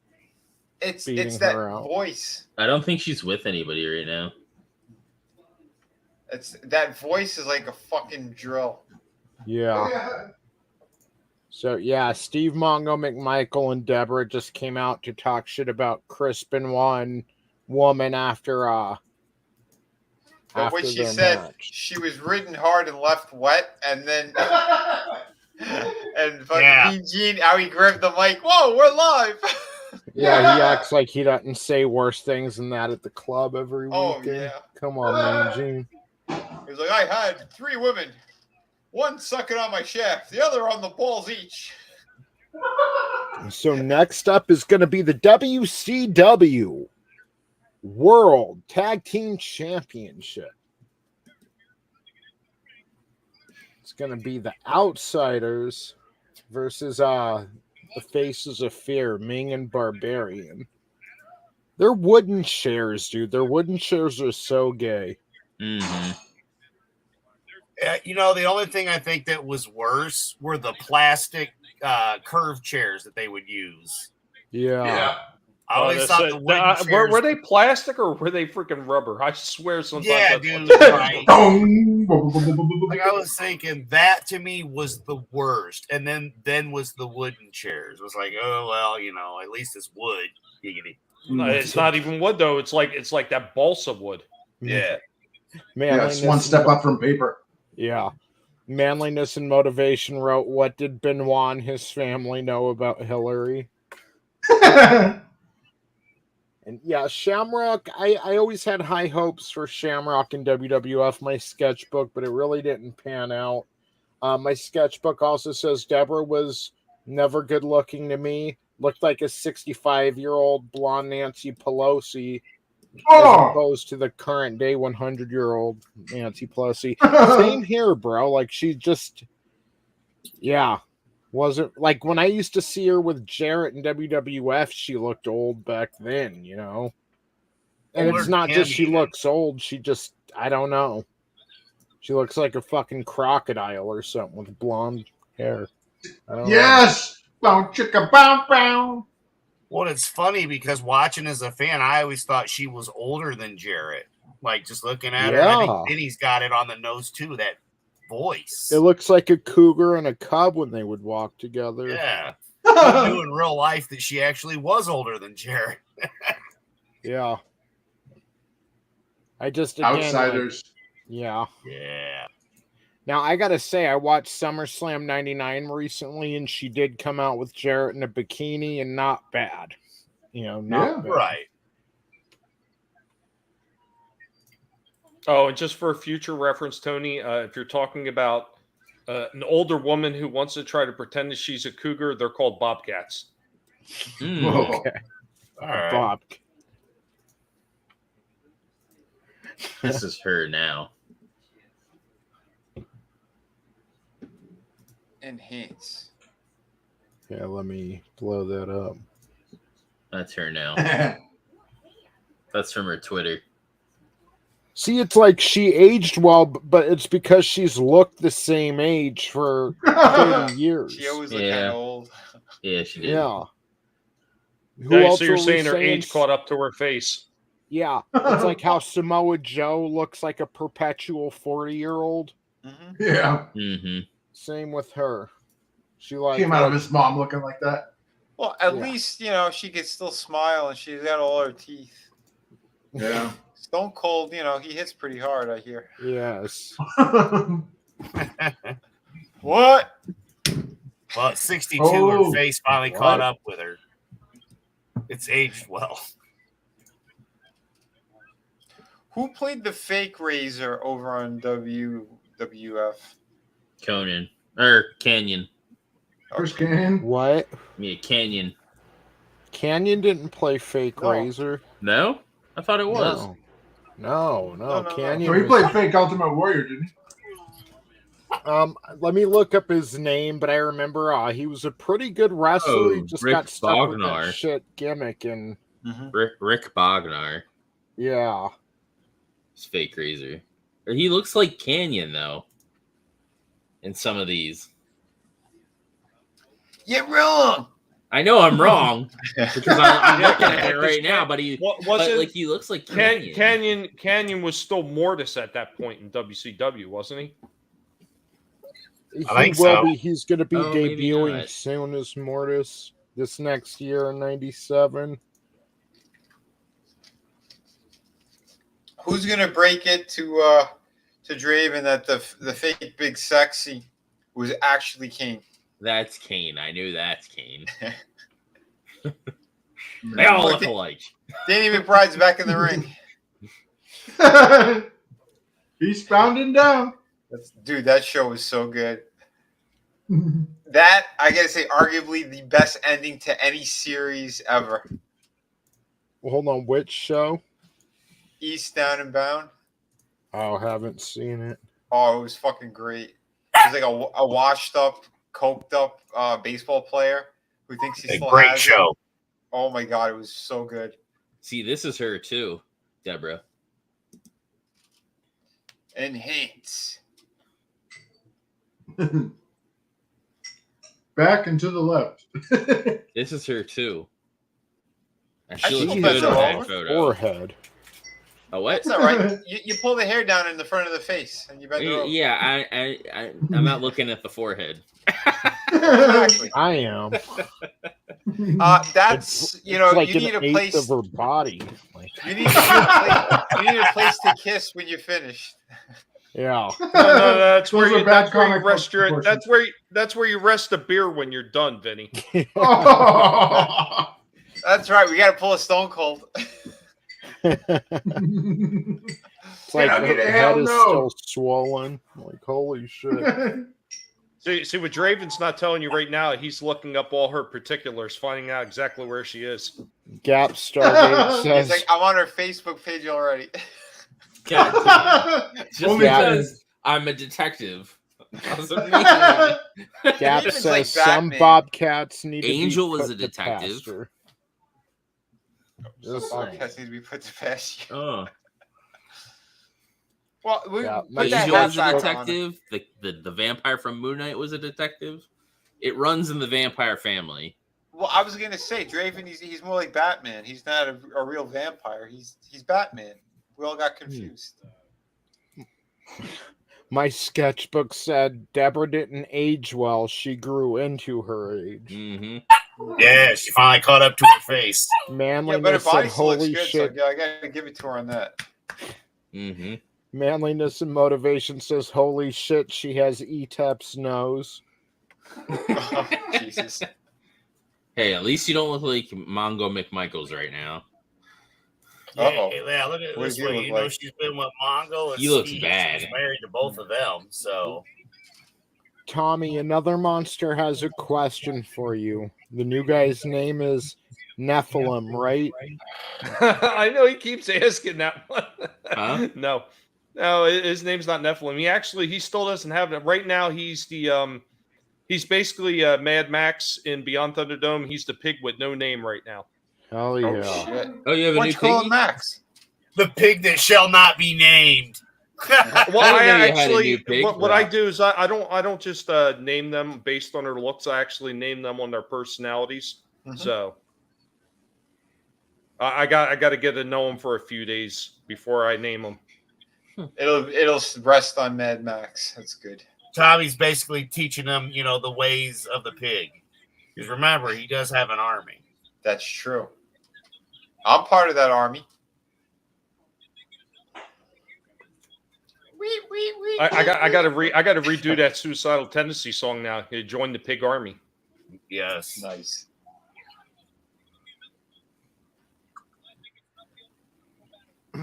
My sketchbook says, Draven, do you have David Boreanaz's shirtless poster David on your Boreanaz, wall? shirtless poster on the wall. I do not.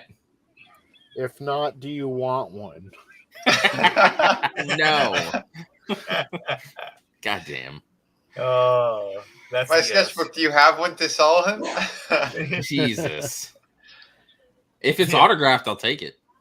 Nice. If it's not autographed, I don't care.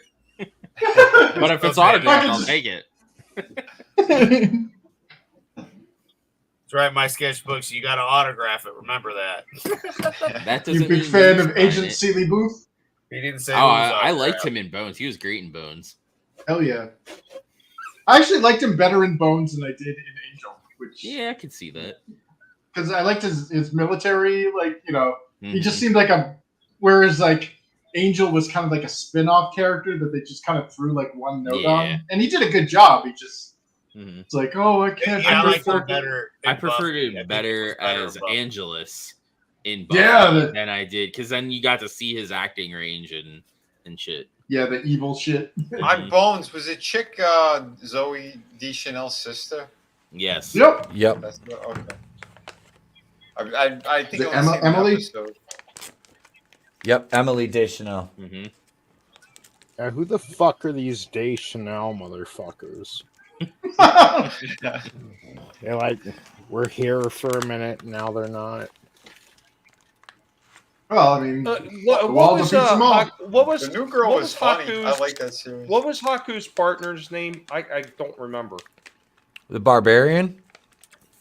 No, didn't he have a different name besides You mean the that? Islanders? This Faces guy? of Fear? Yeah, Yep. His partner's in the ring with WWF name. Oh, him. wasn't the Barbarian always the Barbarian? Because he tagged with a Warlord in WWF too. Right. Yeah. Yeah, he was always a Barbarian. For some reason, I thought he had a different name at some point.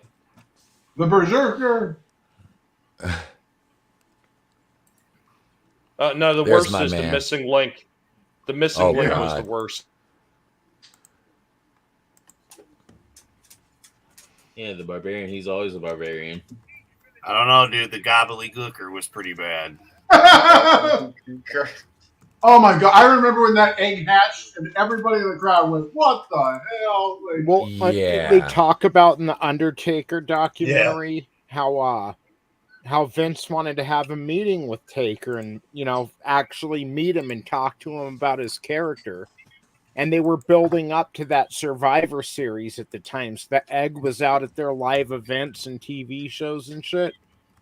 So Undertaker comes in the arena to talk to Vince, and he sees the egg, and he was so scared that Vince wanted him to hatch out of that egg.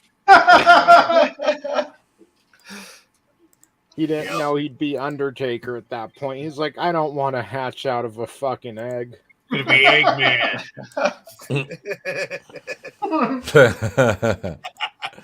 Because, yeah, he'd Only it was debut with the Kevin Nash same... that came out of it. Yeah. It's funny because there's a character in Bones that has my last name too. Wouldn't it be kind of funny if the egg hatched and it was the girl that Superfly Snuka murdered? Yeah. the egg hatches and the corpse falls out. Or it's a confession note by whoever or whatever really happened. Diedrich Bader plays him. Oh,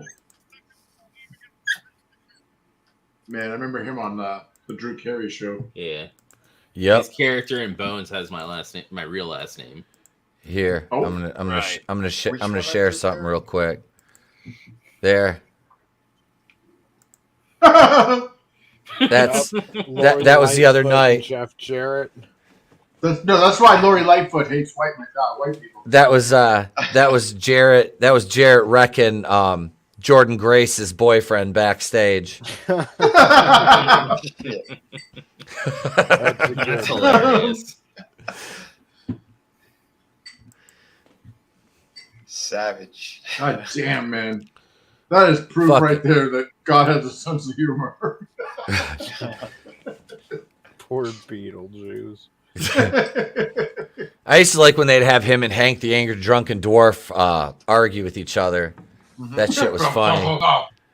Hank, they sent me out in the bunny costume for Halloween. People are coming up, hey, little boy, fuck you, I'm a man.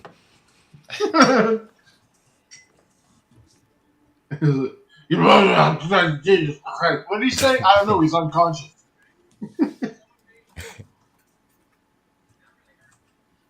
Oh, shit. That was pretty hard. I love the Faces of Fear. Like, the Outsiders are my favorite team, like, of all time, but I freaking love the Faces of Fear. They deserved more Oh, credit. They were such a good team. Yeah. yep. Fucking dominant. And both of them were legitimate, like, frighteningly scary, strong motherfuckers. Oh, yeah. Like, Ming, still, like, one of the toughest guys that anybody talks about in any locker room from his prime, you know? Yeah.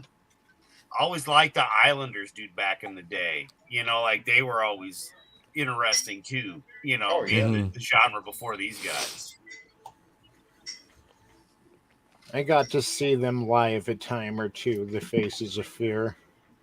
Nice. I saw them. I can't remember when it was. It was at one of the events I went to. They were there. One of the times I went, Ming had been okay. So I don't know if they had been broken up. I think they were, but Ming had been on the shelf, and Barbarian wrestled a singles match, and then Ming returned at that Nitro and like helped Barbarian fight off whoever was coming after him. Okay. And then Ming turned on Barbarian and started whooping his ass. It's like in 1998. All right. Oh, yeah. Nobody else is going to kill you, but I will. It's the Nitro the week after. Okay, so it's the week after Goldberg beat Hogan for the title, and the day after the tag match with Hogan and Rodman versus DDP and Malone. Okay, because I remember that. Goldberg beat Hogan in Atlanta on Nitro. Yep, and right? the next Yeah. week they were in Las Vegas. Okay. But that Sunday was Bash at the Beach. Yep.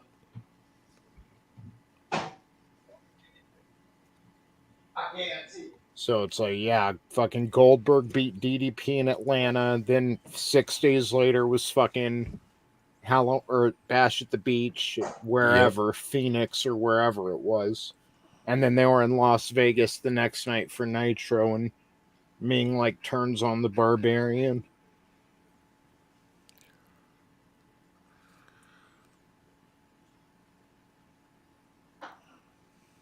The main event that night was Hogan versus Scott Hall, because Hogan was blaming Hall for not For the being loss. there when he lost his title. Yeah. Yep. Oh, yeah. Dude, I remember that Nitro when Hogan lost to Goldberg. That freaking crowd in the Georgia Dome was, it was insane. Yeah. Yeah, even I was watching that night. Like, fuck. Do you guys feel, though, that it could have been, it didn't really matter that it was Goldberg? Any other superstar would have got the same pop? Or do you think it was that loud because it was Goldberg? I think it was Goldberg because of the streak and the build-up they've been giving He him. was an Atlanta Falcon. Yeah. Yeah, that's who drafted him. Yeah. I just had to bring it up because I've always felt the same way. You know, that, yeah, it definitely was because it was Goldberg. Yeah, it wasn't because I it loved was Goldberg as somebody a against kid. Hogan. Well, he was the gleaming hope for WCW. We were 2 years strong into the NWO at that point. Yep. Nice power Almost to the bomb. day. There it is. There's a finish. Winners. So yeah, Still. Glenn Jacobs defeated the Faces of Fear. He power bombed one of them. The fake Glenn Jacobs. Yeah. Oh. Is he gonna run for mayor now? He's hella cool though. He's like libertarian, fucking. Yep. Oh yeah. He's awesome. He's based. He's based. No, I know. I share his shit out every single chance, man. He makes a lot of damn sense in a whole field of politicians that refuse to. Yep. Nice. So Kane is based. Yep. Oh yeah. Power slams the commie. There's a bunch of wrestlers that make comments about his shit, and it's hilarious. Manliness and Motivation wrote it's Benoit's family in the UGG. I wasn't expecting that. Well, that makes sense because they're scrambled. I don't want to cut this shark open and see Benoit spill out all over the deck. They said that Glenn and fucking Kane, he would always be reading fucking huge novels and shit and business stuff. He'd read a book a week, like fucking. He's smart as shit. Yep. Damn. Yeah, and he had went to college before he wrestled, and I know he was an English major and something else, but yeah, he's Wait, smart. he's guy. an English major and he's not a leftard? Holy crap! Yeah. Dude, and what he can't do to you with smarts, he's just going to scare the shit out of you with his face. Yeah. Right. Yep. He Hogan started doing and DDP. DDP. Well, he started doing DDP Damn. as well, and he got ripped as shit. Got DiBiase in the house. The beautiful I used to love Elizabeth. DiBiase. Dude, DiBiase had the best gimmick ever. Oh yeah. Yep. Did you watch his documentary? He's like, I won the lottery when I picked this gimmick because I watched as every other wrestler was like traveling in like, you know, drafty buses and like living in like horrible motels out of their suitcase. But my gimmick wouldn't allow me to do that. He was Vince McMahon before Vince McMahon came out to the world that he was Vince McMahon, you know? Yeah. Yep. Yeah, that was another good bio, too, by the way. Yeah. Hell yeah.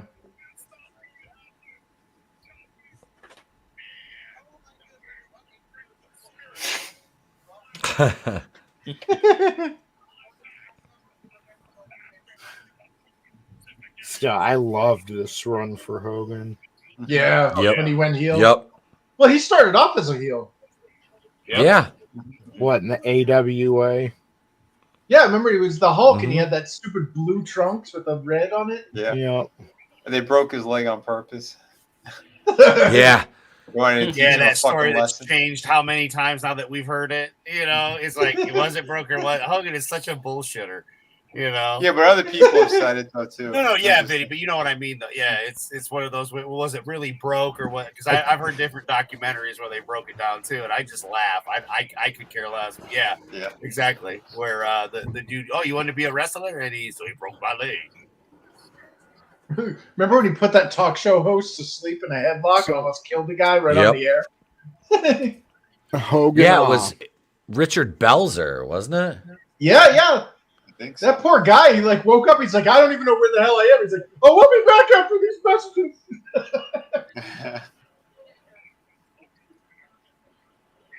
Yeah, so I remember he lied about the Undertaker somehow. Yep. He said he heard 19 him when they wrestled. Yeah, in their 91 Survivor Series match. Which could have ended Undertaker's career because of him, like, hurting somebody.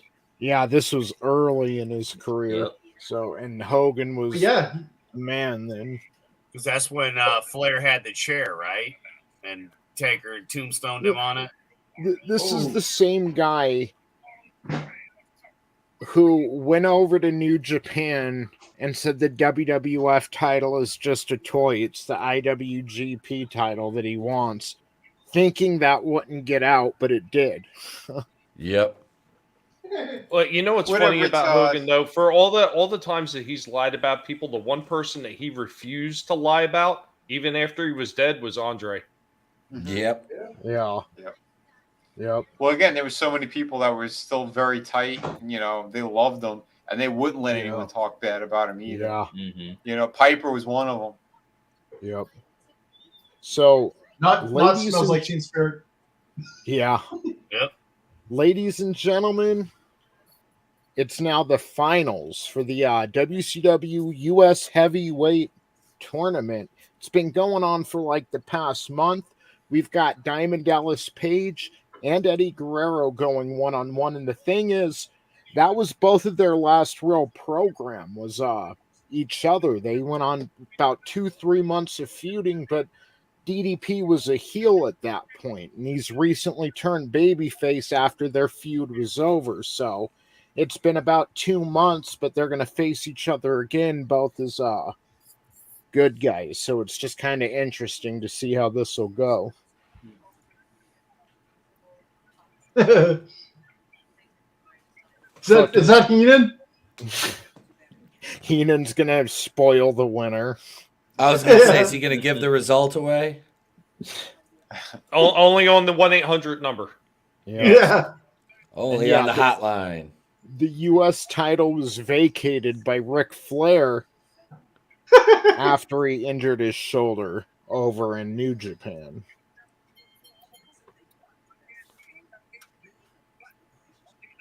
But that was like 2 or 3 months ago. It's taken him this long to strip him of the title and do something with it. That mullet always pissed me off, man. Yeah. What, Eddie Guerrero's? Yeah. Yeah. Shave on the sides like that. Well, buzz short. Looks Yeah, like it a looks like somebody feminist got these days. Yeah.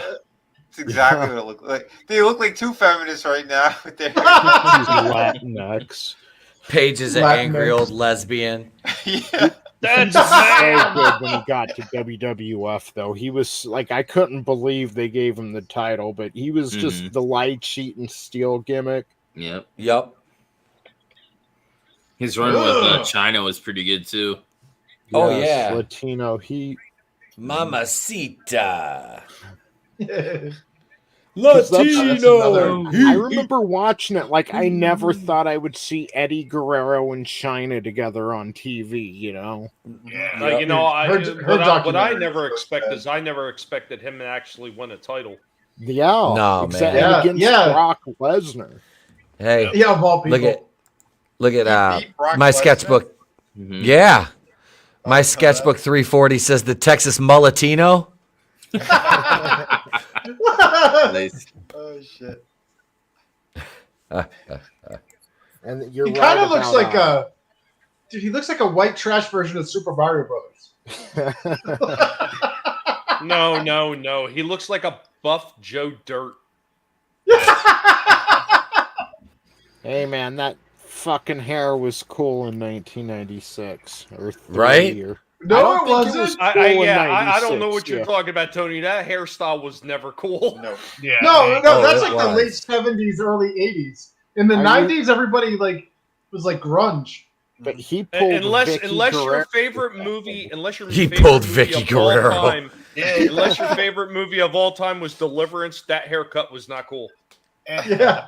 And remember, he pulled the Vicky Guerrero then, not the Yeah. Vicky Guerrero She did. now. She did look better then, but she had the same teeth, so it's hard to like. Oh, Pecker Wrecker. British smile. They call her chompers. It's like, do you Oh. expect me to believe Edge is fucking her? Whoa. Right. Well, then again, we do know the history with him too, and putting it in other people's women. Yeah, yeah. So what Oh, do is you that say to who Vicky? Edge is Do with you right tell now? Vicky? Do you tell Vicky not to scrape? Don't scrape! Don't scrape! Why do you keep calling me Lita?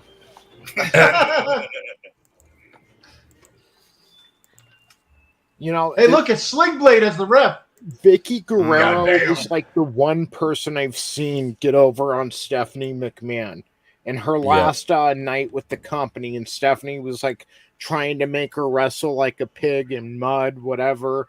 And then Vicky Guerrero ends up throwing Stephanie in the mud and quits. And it's like, and she was going. That's just how they wrote her off TV. But it's like, that's the one person that Stephanie McMahon didn't get comeuppance on. Vicky Guerrero. That's nice. Well, that and when fucking Dusty Rhodes put his hand in her face, like, shut the fuck up. I'll tell you what, that whole excuse me shit that they ran with for so long was just so annoying, though. Excuse me. She does the same shit in AEW. It was so played out and so boring. I mean, I don't know why they let her run with that. And she's with Nyla, too, so it's even worse. Oh, God. She's Nyla's manager.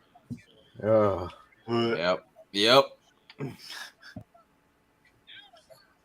Mullets galore. I always liked Diamond Dallas Page, and I always really loved these matches with Guerrero and him, dude. They're just classic. I loved Page. He was the perfect foil for the NWO along with Sting. Yep. You could tell these guys were fucking having fun. They were having a good time. Oh yeah. I'm sorry though. I had a hard time taking him seriously with the Hershey Kiss Cutter. It just killed me. Yes. You don't like the diamond cutter? No, his hand gestures. It looked like a Hershey's Kiss. It didn't look like a diamond. Gotcha. I guess you're talking about Xbox. I remember said Hershey Kiss Cutter. Man, I was always thinking the vagina cutter. So I remember when Orton started doing it, and I'm like, he's using the diamond cutter, motherfucker. Yeah. Like, no, it's RKO. Hey, my sketchbook 340 says, why not chant "Let's Go Brandon" when Vicky and Brandon come out together? Dude, AEW would throw people out of the arena for doing that. What a bunch of pussies.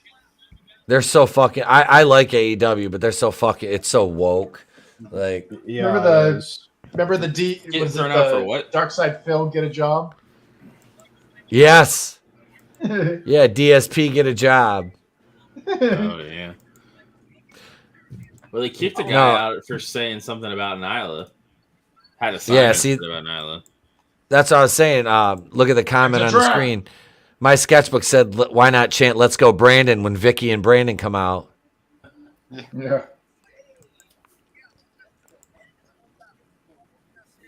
DDP basically has Sarah Jessica Parker's hair. Yeah, pretty much. Like he saw Hocus Pocus and was like that. Give me that. Yeah, it's the one thing I hated about his look. Was his fucking I hair. wonder when DDP finally started to make it, and he finally started like becoming, semi-popular, started making money. I wonder if he ever finally moved out of Jersey. Oh, Yeah. This I think happened in he like lives in December Florida. of He's in 2021. Florida, isn't he? Is he in Yeah, Florida now? I'm pretty I sure think he is. he is. Yeah. I thought they were in Florida back when he was with Kimberly. Well, I know he started out. He was like, if you look up his bio and everything like that, he was actually born somewhere along the Jersey Shore. I forget exactly where, because I know Bam Bam originally. He was born in Asbury Park. Yeah. No, he's Bischoff's neighbor, and I don't think Bischoff is living in Jersey. Or the Big Show. They've talked Remember about when- it a few times. Yeah. Was it Bigelow, Page, and Canyon were the Jersey Triad? It was like the new triple threat. Yep. Yeah. Here's the sign in question. Let's see. Hang on. What does that say? It Nyla says Rose. Nyla Rose is this guy's dad, and it has an arrow. and Nyla flicks him off, obviously, while on what I didn't see this, so I don't know if it was on TV or what. I would assume TV. That's fucking great. Yeah, That's awesome. and they ejected hilarious. him. Another monster said Florida is Jersey South. The article says, what does it say? My Fan script- removed from AEW Dynamite crowd after displaying transphobic sign towards Nyla Rose. Oh, come on. Like, that's He's not afraid of him. Yeah, the phobic part of that means nothing anymore. Mm-hmm. It might as There's well no just say phobic. trans offended. Like, So what I don't understand is A why fan- can't that person speak their mind? It's only okay when it's bad for the trans people, and then they're Yeah. removed. The fan was removed from the crowd in December, displaying a sign containing a bigoted message aimed at Nyla Rose. You know, my sketchbook Yeah. therapy has got a hell of a quote right there. Tony, Dude. if you don't mind. Oh, Stone Cold would like to read that one. We owe that man and Brandon's son a beer. And that's the bottom line because Big Cold said so. oh, weak. Yeah, this was during the TBS tournament semifinals against Ruby Soho. Oh, that's funny. That's why trans will never be accepted. Is because they're like, you have to be able to make fun of people. We're all being made, like, that's how it works. Like, you're part of our culture. Like, you're not a special class. Like, Not only do you have to accept me, but you have to place me on a pedestal. Mm-hmm. Yep. You know what? Here's the biggest thing with those type of people, and I hate to jump on a soapbox on this one, but why the hell not? So, the whole thing where they're sitting there trans, and if they're not actually going through the physical transformation, guess what? You are not trans. Exactly. You are just a transvestite. So stop. Yep. Yeah. You're just bisexual. There's actual people that have gender dysphoria that actually talk out against these wackos. Yeah. Yep. Yeah. Look at Blair White. It's a fad. Fuck Angel. Yeah. Look at Demi Lovato. Yeah, she's no longer using the they them. Yeah. She got tired of Yeah. it. Yeah. Yep. She's back to she her. Or has It's like- been. What was that? Like maybe 15 months? Yeah. Yep. That's a fad. It is Like- a fad. That's the thing. Like I said, Oh, you she said with she a D. went. Yeah. Uh-oh, Chris just got canceled again. Tony put the overlay up. Oh man. I deleted it. Oh. Ah. I deleted it. It's Demi Lovato went from looking like the singer Selena to the woman that killed her within like a year. It was amazing. Yeah. Selena to Yolanda Saldivar. Yep, it was amazing. Her transformation She used to be I so hope hot. Yolanda rots in She's hell. gross. to singing to gay ghosts. Huh? Yes. Yep, she was singing to gay ghosts. Wow. Oh, I don't think Vinny's seen that one. No, oh God, yeah. The ghosts were afraid the ghosts wouldn't come out unless she sang "Skyscraper" to them because Demi could feel that they'd been assaulted by a man. So Wow.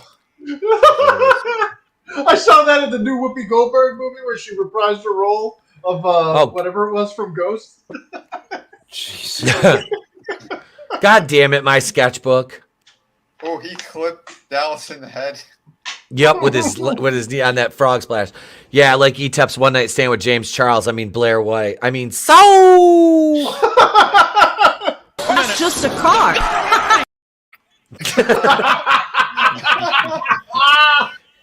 My sketchbook. Look, let me tell you, I didn't touch him, so it's not gay.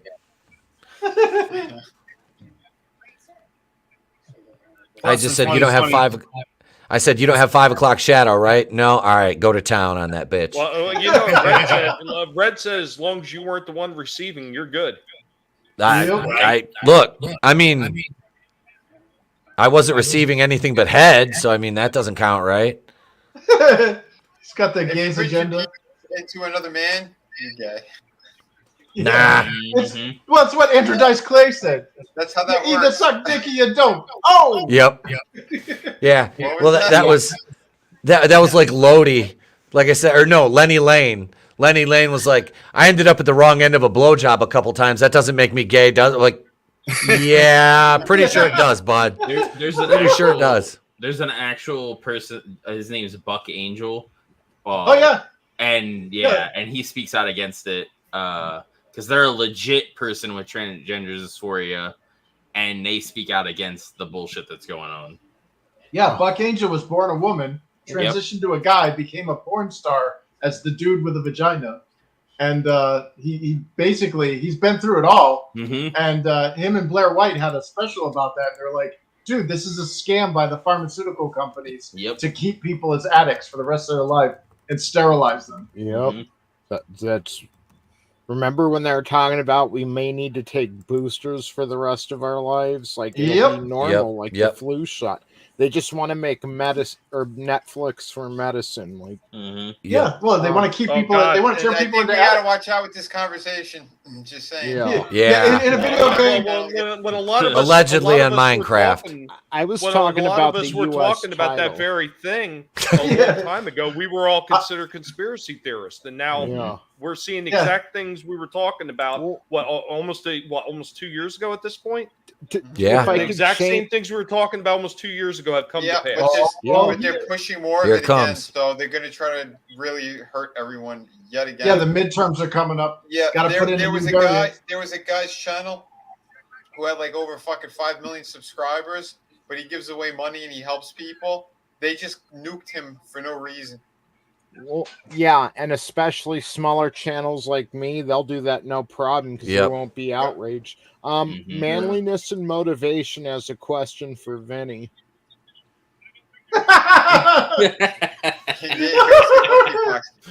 Listen, the science says that's a good indicator of gay people when they get the monkeypox. Oh, he's gonna get the razor's edge. When they get dose, they give it How to did he twice just as use my hard. finisher? He got the booster's edge.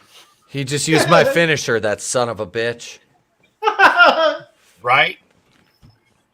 I really like the ego's edge, where he I literally called just puts that up and then just throws him like the jackknife powerbomb. And Eddie Guerrero has become the U.S. champion, which I thought DDP was going over on this one. Right? I couldn't remember who won this. I didn't look at the results either. Yeah, I thought this is where Paige finally won the U.S. title. Damn. It was the battle of the bad hair. Yeah, I know. That's like, how could you leave the house with that? Right? That's not bad hair. Those two have lustrous, luxurious hair. Yeah. Hey, may the best Joe Dirt win. That's all I'm going to say. Yes, and Joe Dirt versus Weird Al. Oh, damn. I'm sorry about that manliness and motivation. Uh-oh. I think he just pulled his quad. That's awful. He definitely Whoa! pulled his quad. X-Pac. 1, 2, 3 kid ripped his asshole again. You're not supposed to wrestle in jeans? Or are those jeggings?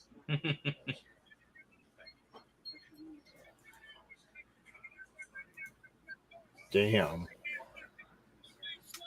Somebody just throw popcorn in the ring? They might have. Yeah, they just bounced off of Nash. Yeah, they're throwing all kinds of shit. Nash better watch his quads. Were these old Starrcades? Man, I love it when people don't know what kayfabe was. Like back in the day, when people got super riled up. That's what I loved about Jarrett coming into that Ric Flair match. Yeah. Hey, that was partly awesome. why Piper got stabbed like fucking 3 times. Yeah. Like when Hogan first turned dark and people were throwing everything in the ring. Yeah. Like, Burning his memorabilia. Cool. Yeah. That was cool. That helps add to the experience. Oh, for sure. Yeah. I don't know. I've always loved the He's heels. smiling, all knocked out and smiling. I kind of knew like what kayfabe was before I knew what kayfabe was. Mm-hmm. Like I remember before Iron Sheik and Hacksaw got caught doing coke on the highway and arrested together, and I was like, oh yeah, it was like, aren't they supposed to be like mortal enemies? I'm like, dude, it's a job, it's a show. Like they're probably like best friends or something. Yeah, that's how I always approached it. Yeah, that got me. And when Undertaker was in Hulk Hogan's movie. Yeah, Suburban Commando. Yeah. You're a dead man, Ramsey. Whoa, no wonder why those guys don't talk.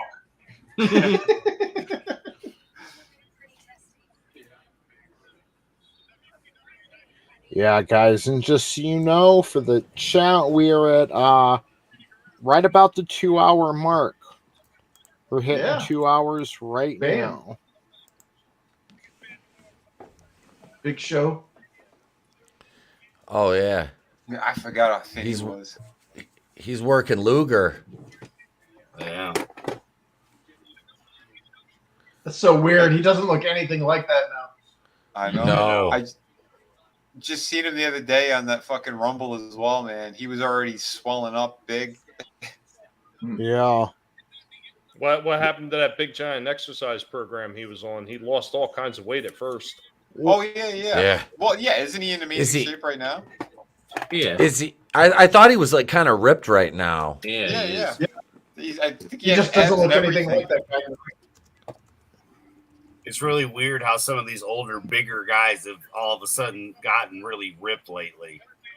No, baby.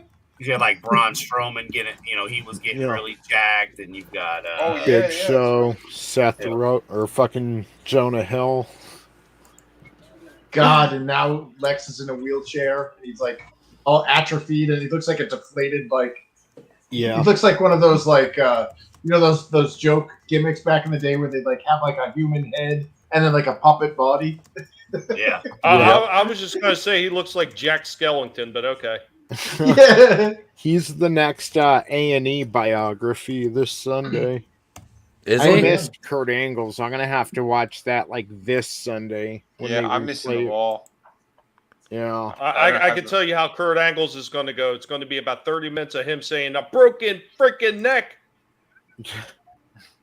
Hopefully, I always liked Angle. The other half hours, it's true. That's true. Right. It's damn true. But no, they replay them all on Sundays. They'll like play them all day from like noon on. So they're on the app too. The A&E app. I know. I need to see if I can log into it. You see, I don't have cable, so I can still watch it on A&E, but I have to wait. The ones you guys have on cable Sunday, I get Monday. Yeah. It's on AMC or A&E? A&E. A&E. Arts and entertainment. Yes. Yes, arts and entertainment. I didn't know that they play them on Sundays. Fuck. I'll leave the TV on then. Yeah, and they have a few WWF shows after that. Like after the main one at 8 p.m., they have this new show, WWF Rivals, where they look back at, just rivalries. They'll have a round table, and then Booker T has like a late night comedy show now. Oh, wow. Stupid. Just on Sundays, but... Yeah. If you type in the search WWE, everything pops up that's under there. And yeah, they've got quite a few different shows, which is pretty kind of cool that it's all at least in one little spot. Yeah. But it's weird that it's not on the WWE network, but hey, I'll take it. But I like it coming from a like WWE still has input, but still coming from like a third party. Oh yeah. Yeah. Yeah, because you're not getting the WWE slant in there. Exactly. It feels more authentic. Yeah, it doesn't feel like the Latino a racial slant. slur. Uh-oh. He said slant. You go down right low. Oi, I said slant, not slope, bud. Oh, shit. Yeah, Big sweet gas, mate. Gas, like. Yes. Oi, don't talk about me abo mates like that. So I make kangaroo down sport. It's all about the gash. You've heard of a kangaroo. But it's all about the gash. you've heard of a kangaroo. Me going to Disney World, living on It's a Small World ride. Jesus Christ. Manliness and motivation. I've kind of like, it's funny the show Heels came out on Stars because I used to think a story could be told kind of in the Mad Men style, but about the wrestling territories and all the drama that went on. Like, yep. That would be a cool fucking show to binge watch, on the territories, and you can kind of like pretty cool. incorporate stuff that happened in real life into there, and like people getting stabbed. Fucking, they're plotting to kill Vince McMahon. Is Heels the one that's got Stephen Amell? Yeah. Yeah. Okay. Dude, I when I saw the documentary on Iron Sheik, man, that guy's a freaking national, like, Olympian hero. Yeah. Like, he fled his country because they were trying to kill him. Wow. Like, yeah, he's a freaking hero. Like, the fact that he was a heel was, you know, it was messed up because they, like, didn't want, like, an Arab, you know, because I guess we were in, like, some Arab war or whatever at the time in the 80s. This here is that was the Ego's that was around Edge. the time of it. That was around the time of Yeah, the spring, Arab Iran Spring. Contra and stuff, wasn't it? Yeah, in the Arab Spring. So this poor guy who is like fled that country because they're trying to kill him. He comes into and the guy's like an Olympian and like won gold medals and stuff for Iran, and like he's the nicest guy ever. And they're like, "Yep, you're gonna be a heel." I'm going to be what? Yeah, you take that documentary, or not documentary, but that show about the territories, and Manliness is set it in the 80s. You set that about 85, 86, right around there, maybe a little bit earlier. But you could set it between like 80 to 87, 88. You know what I mean? Plan it for about 8 seasons, and you have it to where, you know, McMahon finishes like basically buying everything up, like the territories anyway. And it's just in the US, it's just like them and WCW at that point, you know, and ECW would come up later as far as like bigger promotions. But yeah, dude, in the South, you're talking that shit was literally the Wild West. I was thinking like late 60s, 70s, you know, like Smoky Mountain Wrestling, the real meat of everything, like. Because the 80s Jim is Crockett. kind of late into it. And the Heels is on Hulu. Oh, is it? You've got to order Stars on Hulu, don't you? I think so. Oh, damn it. Yeah. I've got Stars And then it's on Amazon Prime, but I'm assuming you need this on Prime too. Damn it! I'll check and see if you do or not. You probably do, because I have Prime. Yeah. I think I've got Prime, Stars. because I got my Stars through Prime. That's how mine worked. I'm going to have to get fucking Stars for this. I think I already have it. No, you don't, Tony. I got you. Yeah, I was going to say, I know a few websites too. I'm sure one of them has it on. Yeah. What you talking about, dude? That's 8 episodes, I think. That's 8 hours of content for this channel, son. I know a few websites that don't end in .com, .net, or .org that I can go watch. You using the Tor browser?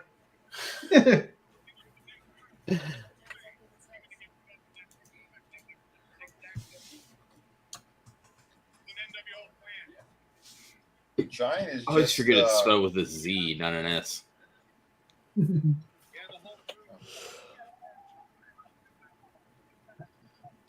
I just like the fact that Lex Luger makes the same noise no matter what bump he takes. Yeah. Oh, Bump to the eye, a slap to the chest, a bump in the corner. Yeah. See? See? No, maybe I don't have Stars. It's just the same WAV file or MP3 played over and over. He's just in agony because he wants more coke. Yeah. He's like, I don't need to be in this ring. I could be doing coke in the back. Oh, damn.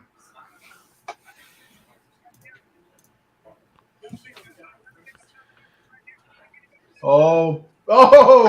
You ain't picking me up. No. Yeah. That's on him, right? That's like yes or no.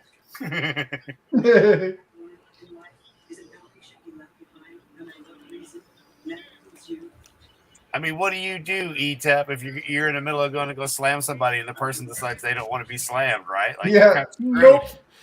You either better fucking nut up and muscle him over, or it's gonna hurt. Kind of like what we just saw. Yep. Okay. Just double checking with the pro. Yep. I'm giving somebody that fucking that version of the Razor's Edge. That's gonna The happen. Ego's Edge? Somebody's getting fucking tossed. Yes. I love those. You're welcome.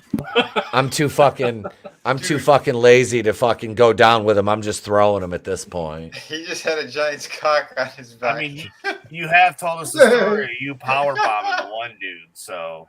Yeah. Oh yeah, he was like I said, he was short, but he weighed 175 pounds. He was like 5'7", 175. I'm like, who's that? I'm gonna I just kicked him in the gut. I'm like, power bomb, what? You're going up, and fucking just dropped him.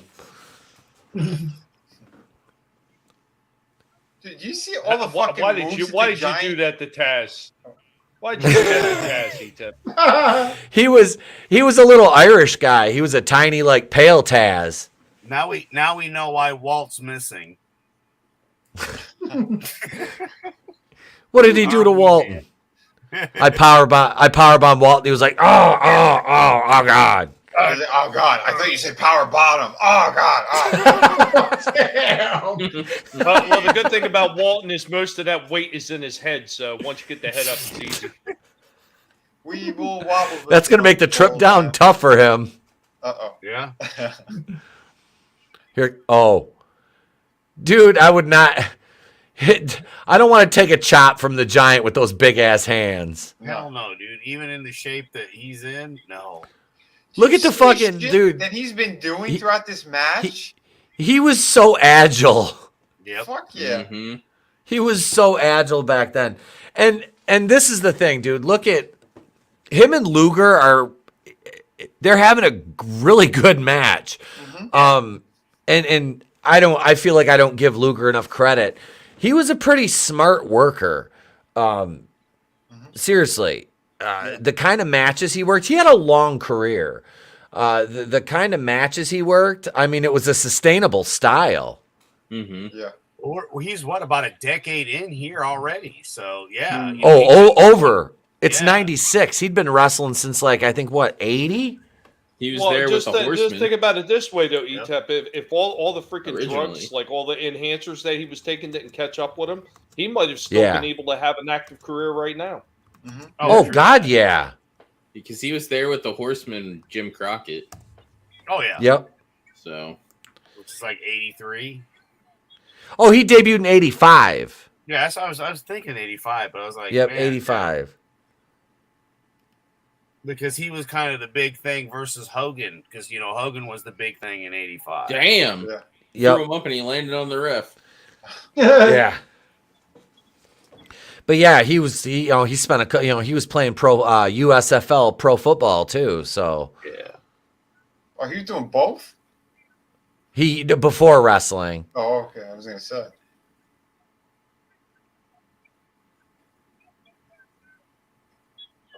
Luger's got the Rikishi thong going on.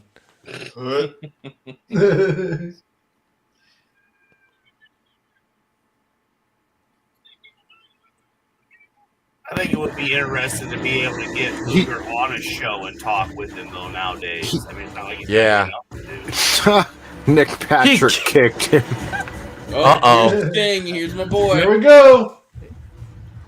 It's Darby. Yeah, here comes Darby Allin. Crawling. Crawling in. Fuck my ears. This guy. Oh yeah, he makes some really good chocolate milk. Borden's milk, great.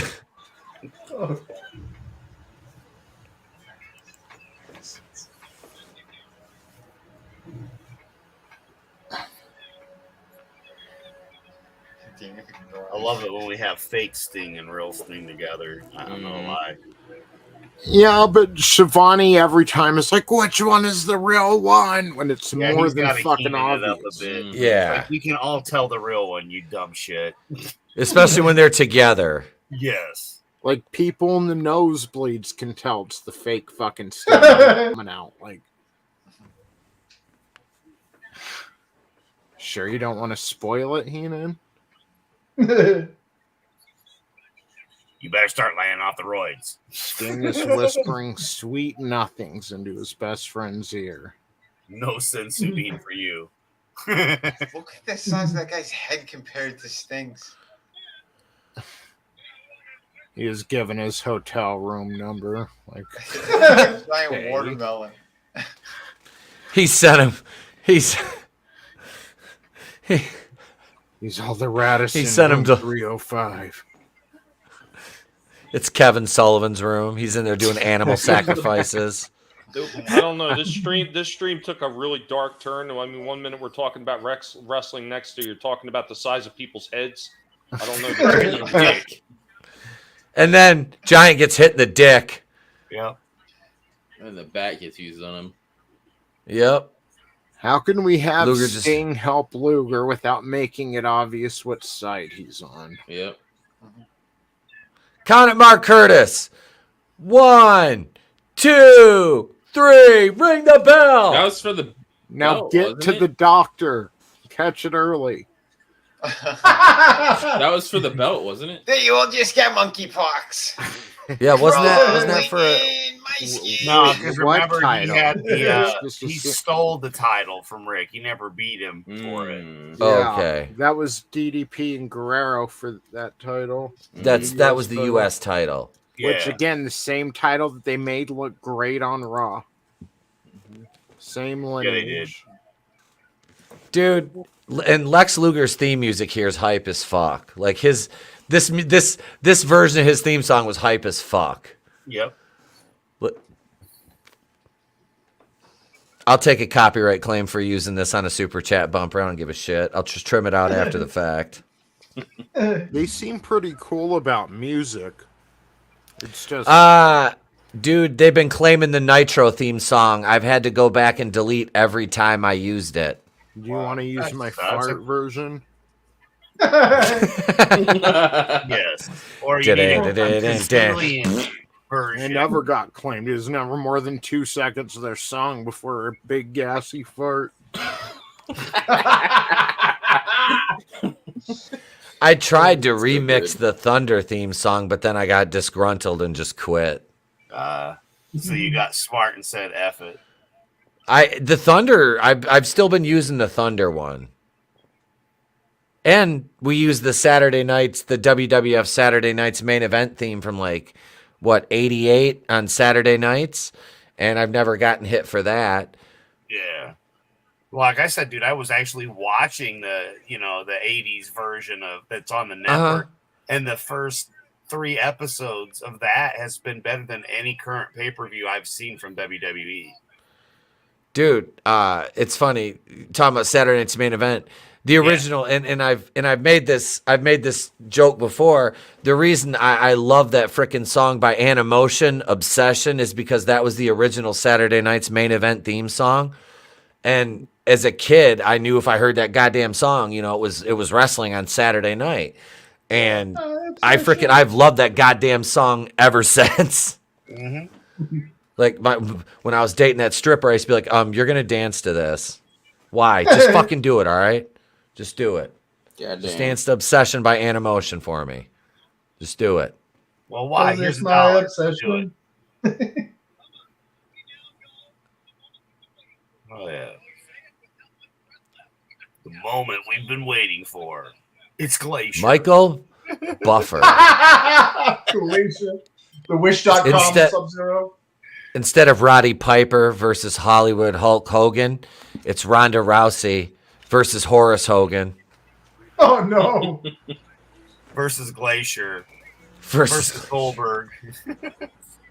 Oldberg. Yes, Oldberg. Yes. Look how young Michael Buffer was. Mm-hmm. Yeah. It's hard to believe how long ago this was. Yeah. Oh my God. Almost 30 years ago. Austin Holy crap. Theory was Yeah, that's what I'm. Yeah, Chris. Yeah, brother. That's what I'm saying. It's hard to believe. Did you say Austin Theory wasn't even born yet? He wasn't. His parents probably hadn't even met yet. Jeez. Long time ago. This is the moment. Ladies and gentlemen,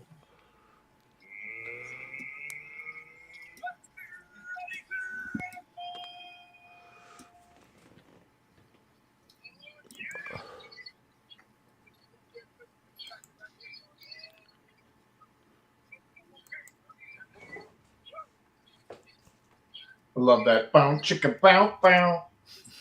Oh, Yep. yeah. I need to finish my video for this. Nice. And this got was for a title or no? No. It's a non-title match, That's which the doesn't card. make any sense. Because it's the battle to, settle the score, the war that we never had, brother. Mm-hmm. Yeah, then it should have been higher stakes. Exactly. Yeah, he needs to move to Voodoo Child because I like the NWO theme, but it's getting to the point where it's like half the themes you hear in the night are NWO. Mm-hmm. Yep. Yeah. I think that's why Wolfpack was kind of nice. It was a different take, a different branch, obviously, but different music. Yep. I couldn't remember if he was using Voodoo Child yet, or if they just didn't have the rights, so they just kept playing the regular NWO song. That's what they'll probably do, even though they paid for Voodoo Child in 2K22, WWE 2K22, which is cool. So they might already have a pre-existing agreement to use it then. Oh, I remember You know what I those mean? shirts. I had one of Yeah. those. The glow in the dark NWO. Oh.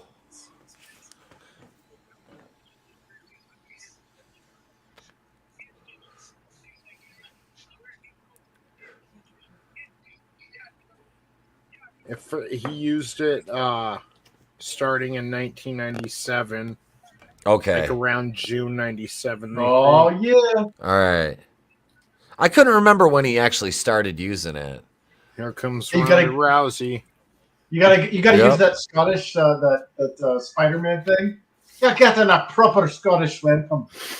And you come out to play with the big boys. Come out and have a proper Scottish welcome.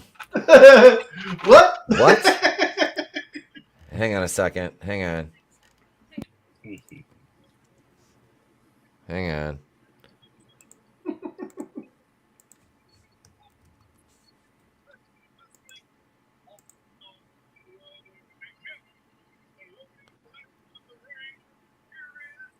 This is his actual first match after that surgery, I think, because that Gold Dust match wasn't really a wrestling match. That was more of a brawl. Yeah. Hey, Chris, here you go, bud. I shouldn't have come out to play with the big boys, Ian, because you're about to get a proper Scottish welcome. What?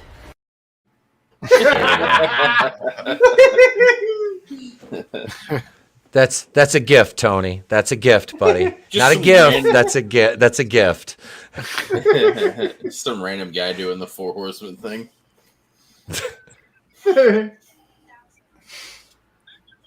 I seriously, I need to do my beard like that again.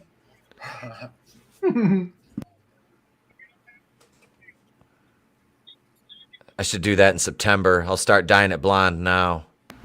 This was so much fucking cooler than the red and yellow back then. The lightning pants and fucking. Yeah.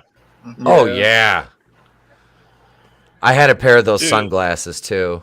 I did. The old Hasbro figures. The only year that Hasbro did figures, so it was like a couple years they did those little figures with the actions. Remember them? Oh yeah, yeah. So you had like the Hulk Hogan had the punching power, and you had the Hogan Yes. where he did like the flexing. So I took I took one of the ones with the flexing, and I painted it up, and I did Hollywood Hogan on that damn. Oh, figure. nice. Yeah, Nice. dude, that thing looked badass. And the only one that looked better is I did Macho Man when he became the Madness. And I did that with the white dots all up and down the shirt, man. That's awesome. Yeah. They all got stolen, and I was so pissed because I. My cousin used to do all that too. Like he had the entire collection and then started doing his own customs.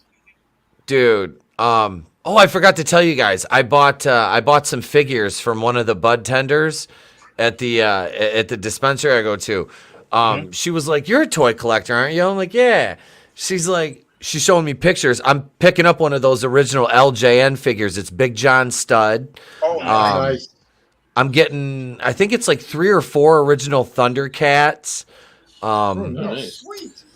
what is it? Mr. T and Hannibal from the A Team. Nice. Holy shit. And the Karate Kid for $50. Nice. That's Oh, amazing. which 18 ones are you getting? Are you getting the 3 3/4 or the 5-inch? The 5-inch. One is an ace. Nice. Nice. They're in varying conditions, but I don't think the guy knows what he has. Obviously, because not for $50. I told him I give him 40 for all the Thundercats, the A Team, and the Danielson, and I said, hey, you know what? I text his wife because she's the bud tender, so I've been talking to her, and I'm like, I said, I'll give you an extra 10 for the Big John stud one too. She goes, well, I'll just bring the whole box and $50 you can just pick what you want. I'm like, huh, okay. Sweet. Dude, that's so awesome. I'll show those off tomorrow night. I had the King on the show. of that Big John stud, man, years ago. I wish I still did. I'm kicking myself in the ass for selling my Remco AWA figures, and I sold my LJN Junkyard Dog. I shouldn't have sold him, but I did. Yeah. I had Junkyard Dog, Hogan, Macho Man, and Hillbilly Jim. And of course, I sold Junkyard Dog. I don't think you know why, bud, but I sold him. I love how you put the referee up like that and patted him on the head. I'm kind of like surprised we made it this far, man. Like I remember when we first started, and I couldn't wait for the NWO. And Oh man, getting here has been a fun journey though together. Yeah, What is this? we'll probably do 2 weeks next week because we'll have December 30th, and I just want to get into fucking 97. I don't even know if there is a Nitro or Raw on the 30th. Yeah, I think they both have it because at the end of it, Vince says "Happy New Year's," and then you're like, "What?" It's like, "Oh yeah, it was recorded, beforehand." Yeah, I'm checking the ratings right now just to make sure they have one on December 30th.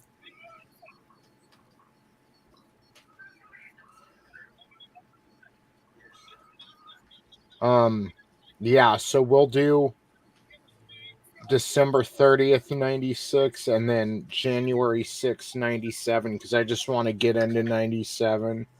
Yeah, well, that sounds like fun though, because you've got New Year's Eve and then New Year's Day, or the New Year as well. Yeah, back to back, which I kind of feel that's how it should be anyway. I want to fucking.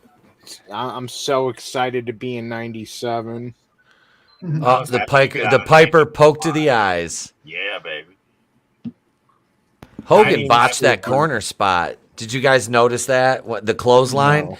Piper was going to line him. Hogan was supposed to stay in the corner. Well, it looked like he came out because he thought he was going to throw a punch. It was like I could tell looked like he was loading up for a line, and then Hogan came out and he kind of went sideways. Yeah.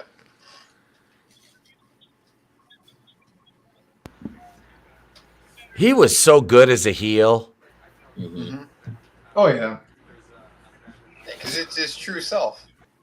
Yeah. Yep. He's not acting.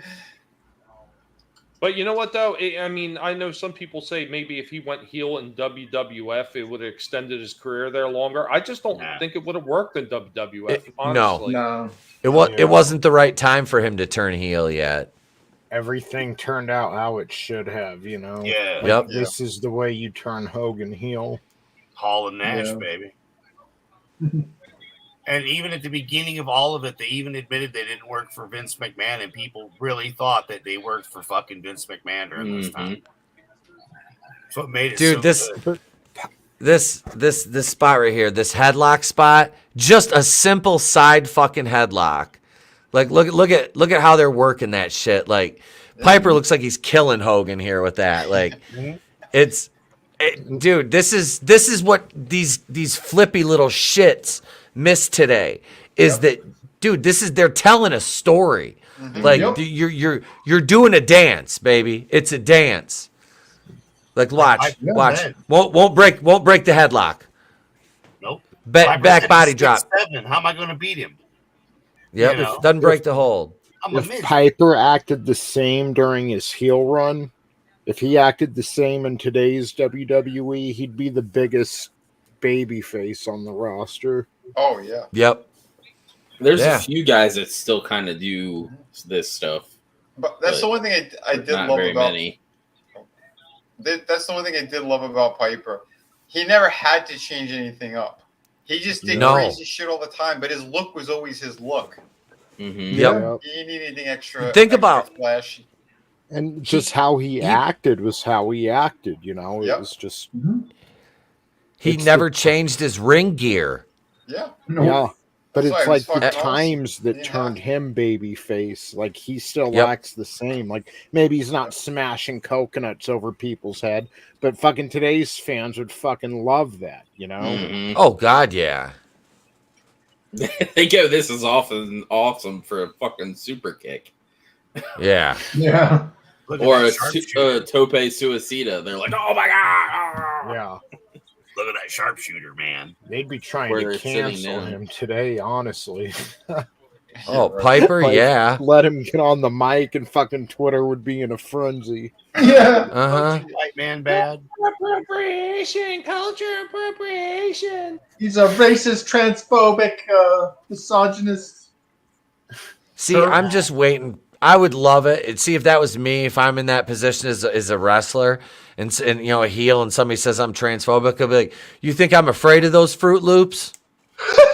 I'd be like, trust me, it's not fear, it's disgust. Yeah. The truth hurts. Oh, if I got into that in an angle, oh, I'd be like, yeah, please, I'm the heel. And the heel's going over in this one. Well, it's like with Nyla, what was it? Val Venus, the stuff that he said. He's Yep. like, I don't have no problem with her being trans and stuff. He's like, I hate the booking that they did around her and make everybody think that she's like legit, like, you know, a Yeah. woman, and she's not. They should have had it where it was like a realistic angle where like they got the lawyers involved and like basically forced the company to, you know, do all this stuff, like, you know, Yeah. really sold into the heel aspect of it and did it that way. But Yeah, that's but today's apparently audience doesn't see that's that as a heel apparently thing. transphobic. Yeah, exactly. Like bullying the company via the law Mhm. and lawyers and shit. That's considered good now. Mm-hmm. Like we live in a sick, like upside down society. How old were these two around this time during this match? No. Hogan would have been in his probably mid to late 40s here. Huh. Hang on.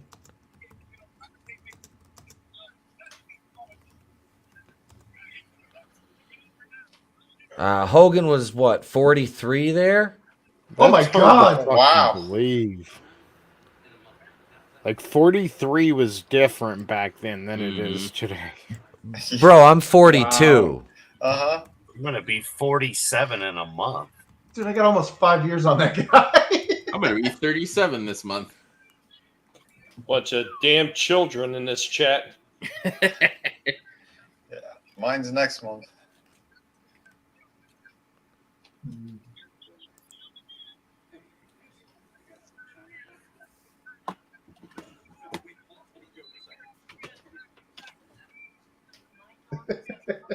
I thought you were gonna say a bunch of damn bundle of sticks. Right. I was waiting for it. I'm like, is it coming? Is he not going to do the line? No, I'm not Tommy. I'm gonna keep everybody in suspense of when I'm gonna Yeah. break Jesse out next. Keep you on your toes. Never change, Tommy. Never change. And never gonna know when it's coming. Make sure that nobody's prepared with not okay. Not okay. Oh shit.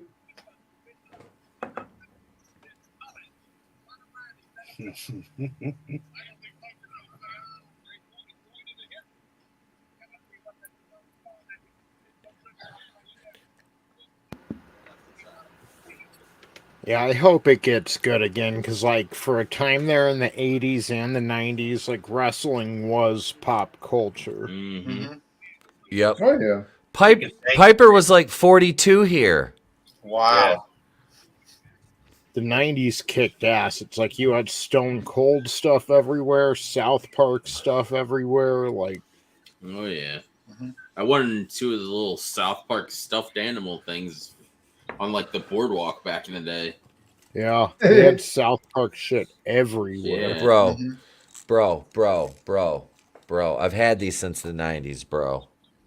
Oh, yeah. The little wind-up Cartman in Guinea. Yeah.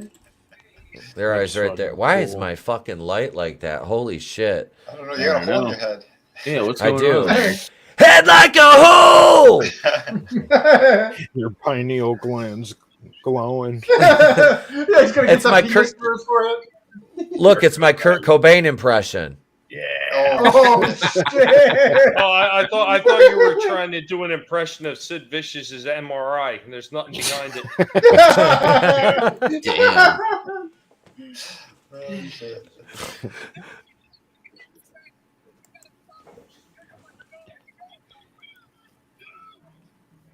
Yeah, so these two are basically like my age now. That's insane. At this point. Yep. Wow. I got this. I know. Yeah. We're the same age, and I'm going here. Yeah, I can barely lift my fucking left arm, and these guys are wrestling in the ring like this. I got this. Give me 6-8 months, get back in shape. You'll be seeing a fucking live stream match. I mean, but still, I mean, they're built, but it's like fucking... Oh, yeah. They feel so much older than we are. I don't know. Yes. Yeah. Well, Hogan, again, with that hair. Yeah. It's the hair. Yeah. I could do that. I should do that with mine. That's what I'll do. Sir Laurel? The Picard? Yeah. I'll just grow, because like the middle will grow, but I'll just shave it off. Well, Hogan's kind of like one of those people too. He always looked like perpetually like late 30s, you know? Yeah. Because the hair, yeah, but his face too. Yeah. When did he go bald? At like 25? like 17, I think. Yeah. He's been bald ever since he's wrestling. Right. Oh.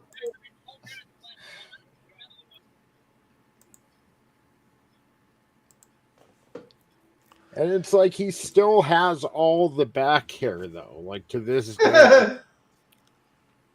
Yep. It just receded to a point.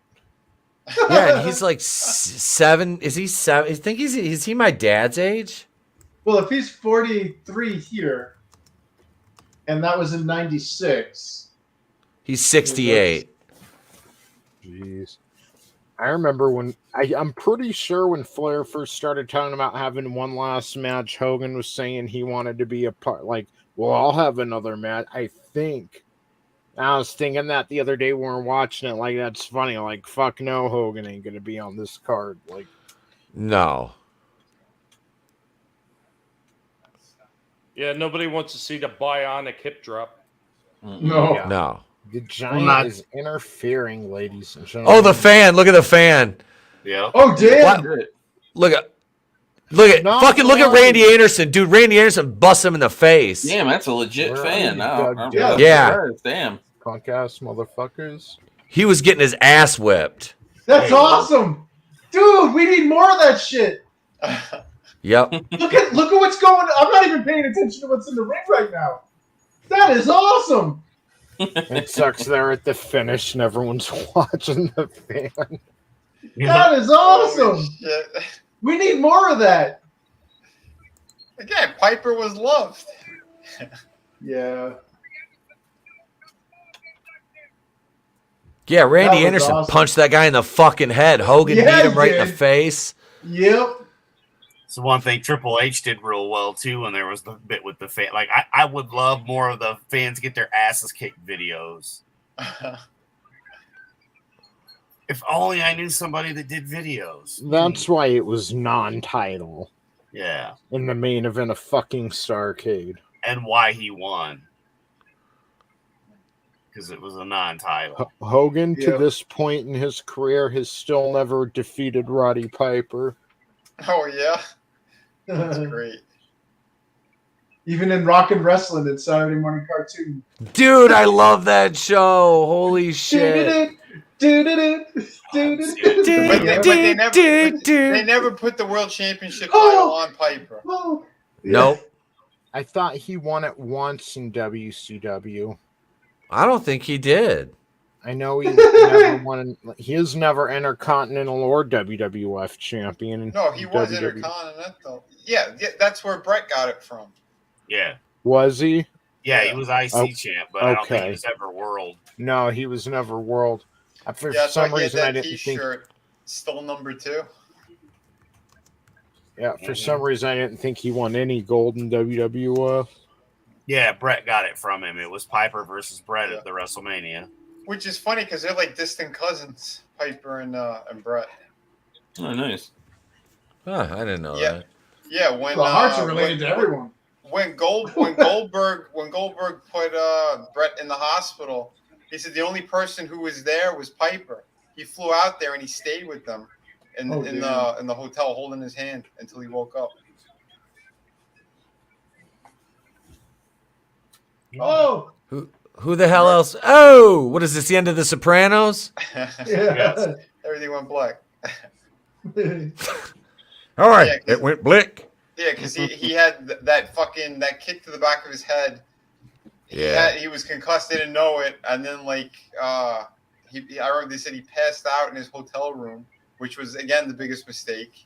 And then 2 days later, he went bicycle riding. Something happened. He fell off and stroked out completely. Oh, but Piper was one of the only wrestlers, he said, that came to his side and stayed there. Wow.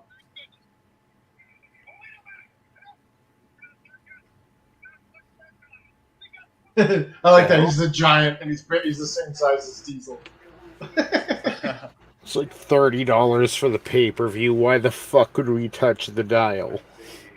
Right. Till that bitch says it's over, and then I'm going to watch the replay because it played back to back after you got the pay-per-view. Yep. Get my money's worth. Usually you hit eject from one cassette tape and hit record on one of the 6 other recorders you got going too.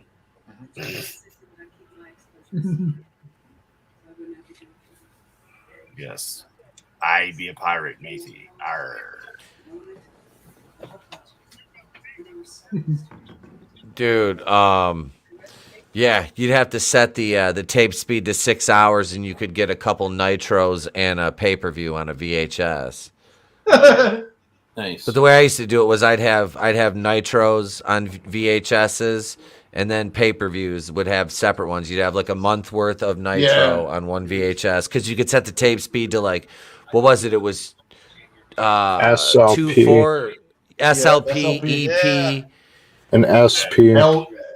Yep. So you had your tape speeds, and you set your tape speed to the longest ones, and you could get a couple. Like I said, you get 4 episodes on there. Or maybe it was LP, like Fisk was saying. I just remember there's SLP and then LP or SP, but 2 of the same. Yeah, I thought it was SLP, long LP, play, super long play, or whatever. Extended. Extended long play, whatever. Yeah. Yeah. Either way, the fucking quality dropped when you fucking. Yeah, it did. Yep. Dude, that's why all the nitros were on one, on the super 6 hour crap, and then when you did the pay-per-view, you had that one tape that was supreme quality tape. Oh, he just bukkaki'd the screen. What? I woke up in a new bukkake. I seen that with the old tapes because my dad used to record that old show Tour Duty, the Vietnam I remember that TV show. So he used to record them and he used to put it on the extended long playing.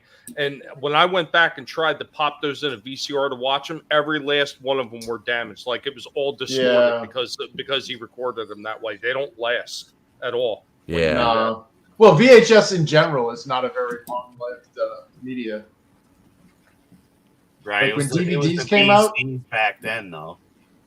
Dude, when DVDs came out, man, it was like a godsend because suddenly you're, you like, because if you were like had like a movie that you watched several times, like a lot, oh yeah, like that thing was cooked. Oh yeah. Dude. Yep. Not to mention like cassette tape, the CDs too. That was another big one. Oh yeah.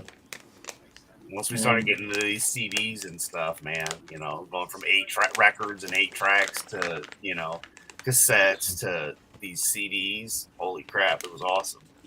Yeah, in my sketchbook. So yeah, there was just the main event, non-title, Piper versus Hogan. Piper put him out with a sleeper hold right after a fan ran in the ring and got the shit kicked out of him by Hogan and Randy. That was awesome. Play, dude. Just like make that shit loop for I want to see other angles. I want to see what those other ringside cameras picked up on.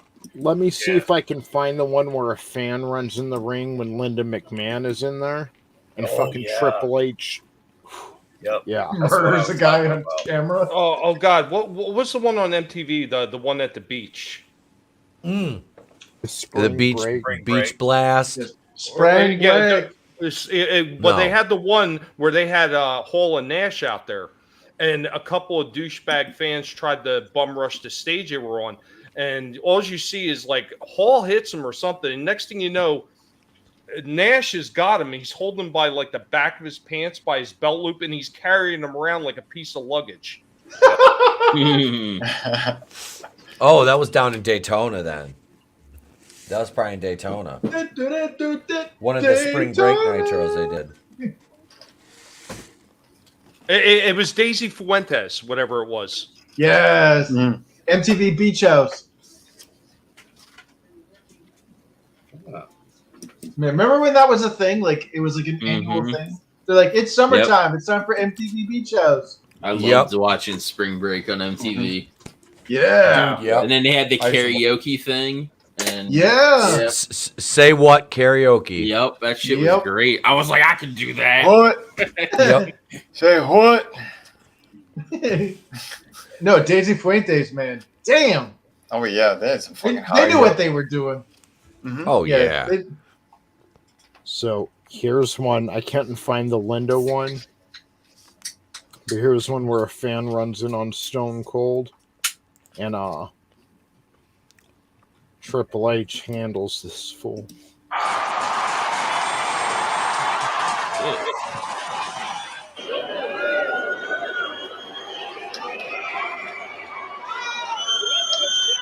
Oh!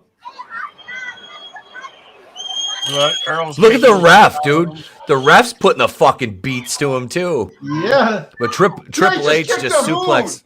He's fucking kicking him. Toe kick. Yeah.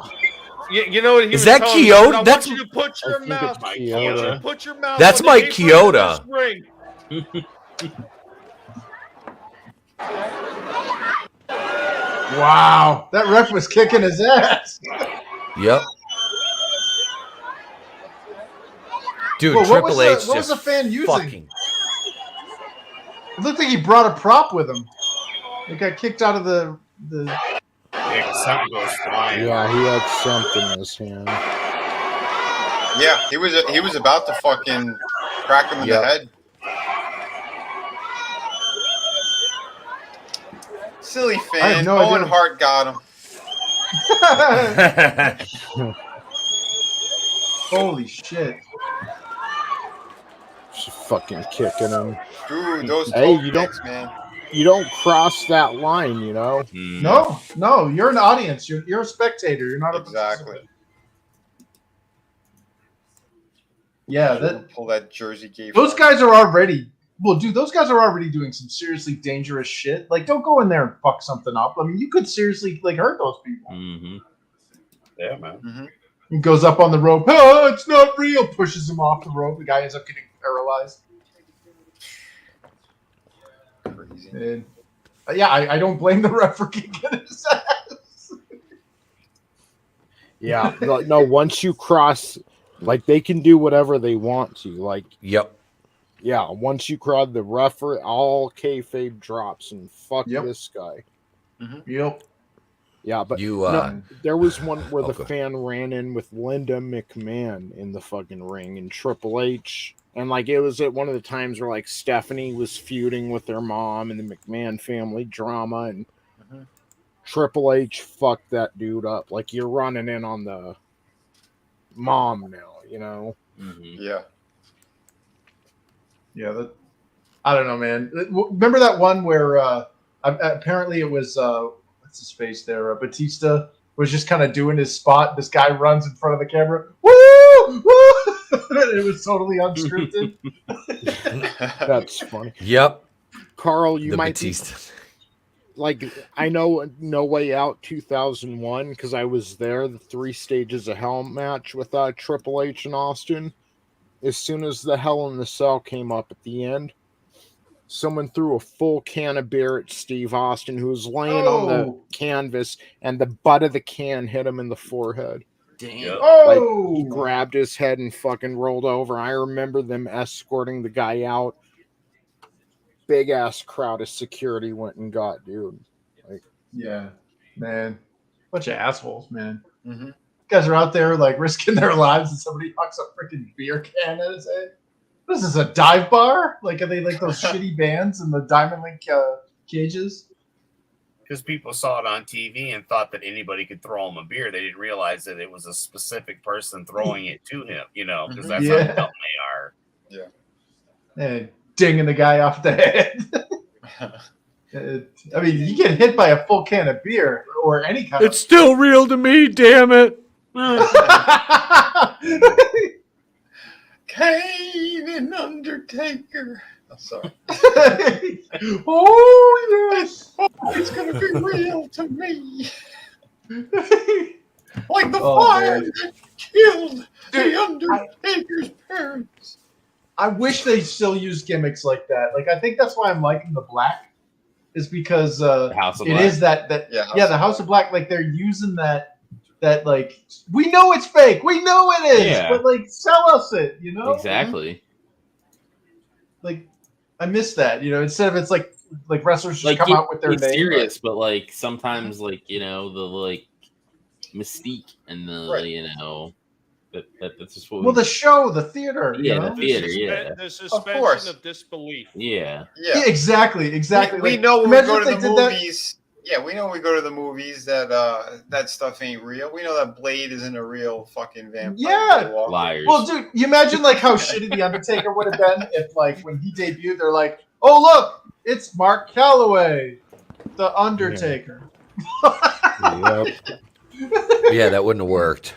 No, like you gotta sell those gimmicks, man. They're freaking awesome, except for the gobbledygooker. yeah, or TL Yeah. Copter. or Glacier. I'm a Southern corn-fed boy who's a Mortal Kombat watching show. G.I. Bro. Yeah, if the gimmick is awesome, the fans will buy into it. Look at not just Undertaker, but Kane. Yeah. The Cajun sensation Lash LaRue. Yeah. Oh, 3 count. I used to do the like. I didn't have sideburns like that, but I used to do the thing, the sideburn thing that he used to do with his fingers. Mm-hmm. Oh Yeah. no! What was the other I one? don't imagine the It was Luchador supposed to be stories. like a play off of Hannibal Lecter. He was all in that white suit. Oh, yeah. Was that Nails? Nails. Yes, Boss Nails. man. I'm coming Yep. for you, boss man. Her pig. Undo me. Oh, pig. I'm coming for you, pig. At least it isn't. Oh, really? That was that. What was that? That's the dude from Cobra that called. He kept calling Cobretti. That, remember? Pig. What the fuck? You know the main baddie in Cobra. I can't think of the actor's name, but like that guy could have never played. He was also in that Kindred show. That was a spin-off of Vampire Masquerade. Oh yeah. Wasn't he the bad guy? He was the Bruja. He's always a bad guy. That guy couldn't play anything but a villain. Look at his face. Brian, what's his face? He played Shao Kahn in Mortal Kombat. Yep. Yeah, he looks like the Wish.com Arnold Schwarzenegger. Yeah, Schwarzenegger killed him in the Terminator. Yeah. He got his clothes from, I think. That's mean, Mark. Yeah. Nice. It's his first WCW match. He's Texas Red, and that just happens to be Percy Pringle next to him, who they'll go on to be Paul Bearer.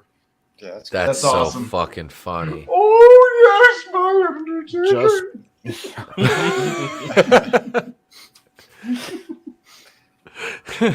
Poor Taker, he's just a rookie. Hang on, let me see if I can do it.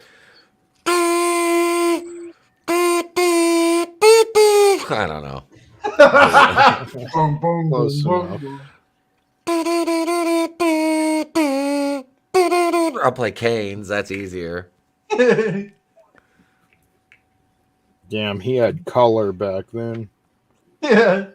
Dude stayed out of the sun for like fucking 30 years. Yeah. It's like it's all for the game. Flash the Roo and Major Guns. Oh, damn. Tylene Buck. Mm-hmm. Bang. Oh, wait. Why am I making voice sounds? Yes, please. She does OnlyFans and camming now. Tylene Buck does? Really? Yes. No, Yes, she didn't seem like that type of girl. Not at all. I just didn't. I love your fucking I didn't. delivery. Yeah, dude. I didn't think she was. Right singers.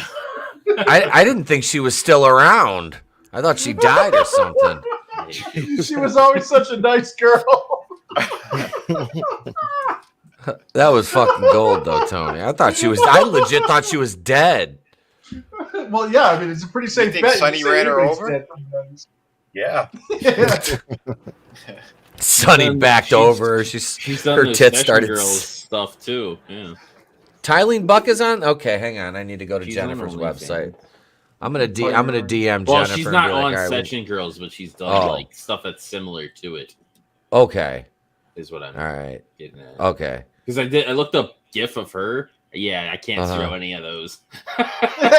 All right. Because they're all They're all naughty. Yep. Very nice. I don't think there's a clean one here. No, that's positive. There is not one there. I'll be in my bunk. Sounds like you need to send us all links. We'll have to change the search history. Yeah, I'm now a dot on the map. Oh shit! Your mama looking like Paul Bearer. It's fucked up, my sketch, but yes. So let's go around. What did everyone think of the show? What about you, Etep? I enjoyed it. You had a solid card from top to bottom. Oh yeah. The main was, I mean, it should have been a title match, but that was Hogan's contractual, BS. The Luger and Giant match was good. Obviously, you had the NWO finish, and the NWO was pretty much involved in the entire second half of the show. 5, 6, 7, and 8. So, it was I didn't mind that though then, because I freaking love the NWO, and this is, I'm a WCW guy from top to bottom. You had Eddie Guerrero and DDP was a solid match. And then not to mention Jarrett and Benoit putting on a freaking clinic. Liger and Mysterio. Dragon and Dean Malenko went almost 20 minutes in the opener, and that was longer. The main was only 15:27.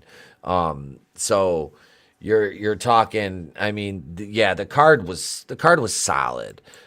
It was a great show. I enjoyed it. Yes. What about you, Draven? I thought it was good. It was neat seeing Piper and Hogan fight at the end, and then like Etep said, the Rey Mysterio match was good, and same with the Malenko. Those were pretty good. Oh, and then the Eddie and DDP was good too. Yes. Yes. For some reason, I feel like I know they wanted to put the title on Ultimo Dragon, but it feels like Jushin Thunder Liger and Ultimo Dragon and Dean Malenko and Rey Mysterio would have made for better matches tonight. Mm-hmm. Yes, yes. Mm-hmm. What about you, Tommy? Well, I'll tell you what. If you didn't like this one, you're nothing but a bunch of slack jaw bundle of sticks. There it is. I remember this one from back in the day, so it was about how I remembered it.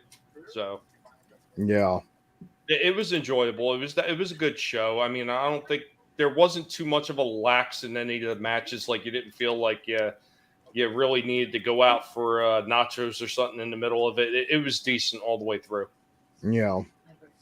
Yeah, consistent show. Sometimes WCW pay-per-views could be a little bad, but this one kind of maintained quality, and it delivered what it promised. What about you, Vinny? Yeah, no, it was enjoyable, man. This is back when wrestling was still fucking really good. Yeah, I would have preferred Medusa winning and Piper with the belt at the end. But yeah, those matches were great.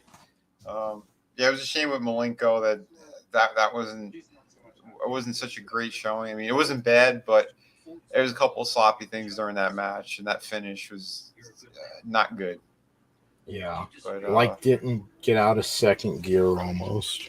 Yeah, like there should have been something more happening. Like we're missing a really good spot that would have pushed it over the top. But well, Vinny, maybe Medusa didn't win, but didn't we all win? Watch. Yes. Yeah. We always That win was a when nice Medusa's match. in the ring. Now, Vince used to have her wrestle in all white as Lunder Blaze, and you could see things. Yep. Yes. We gotta go Well, back. I'm and watch seeing those things matches. now thanks to We had Draven's link shitty of VCR Tyrene. tapes to see them on, Tony.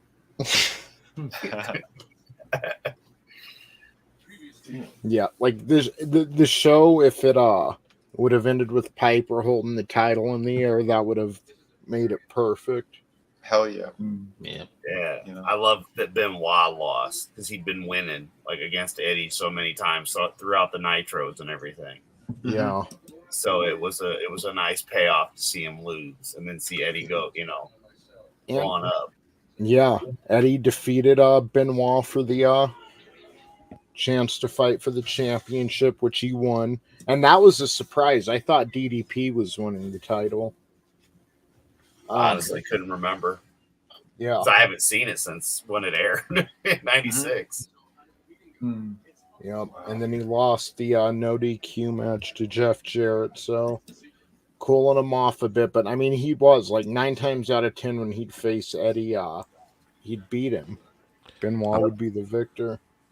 I was down here talking with my mic muted like an idiot. I was like, I don't think Page won the U.S. title until, didn't he win it from Raven?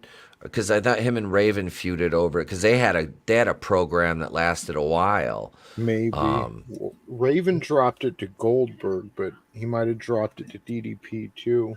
I thought they fought over it at one point. Maybe it was the TV title. I don't know. I can't remember, but it hasn't happened yet, obviously, because I remember Paige or Raven. What about me, Paige? What about Raven? And Paige, what about you? I mean, that shit was funny. It was great. What about you? So what about else? Me? Sorry. What else did you enjoy or not enjoy about the pay-per-view, Adam? I enjoyed the entire pay-per-view. With Hogan, knowing what at this point in time we all kind of pretty much at that point knew about Hogan and was calling some shots. It wasn't surprising to not see him lose, but it was extremely good to see Piper not lose to Hogan since Hogan never beat him. Yeah. So, especially looking back on it now again, it means a hell of a lot more that Hogan didn't fuck over Piper. I know he didn't get the belt, but I'd have been more pissed off if somehow Hogan would have just done a normal Hogan and beat Piper. Like if it turned out how the Ultimate Warrior did, how they brought him into the company to humiliate him and get Hogan's win back. Yep. That's how I would have saw it myself. But overall, a very good pay-per-view. Better than the last anything we've seen this year. Current product, WWE for sure. You know, I really it did. It felt, Christ, it did. The Monday Night Raw felt like this. Yeah.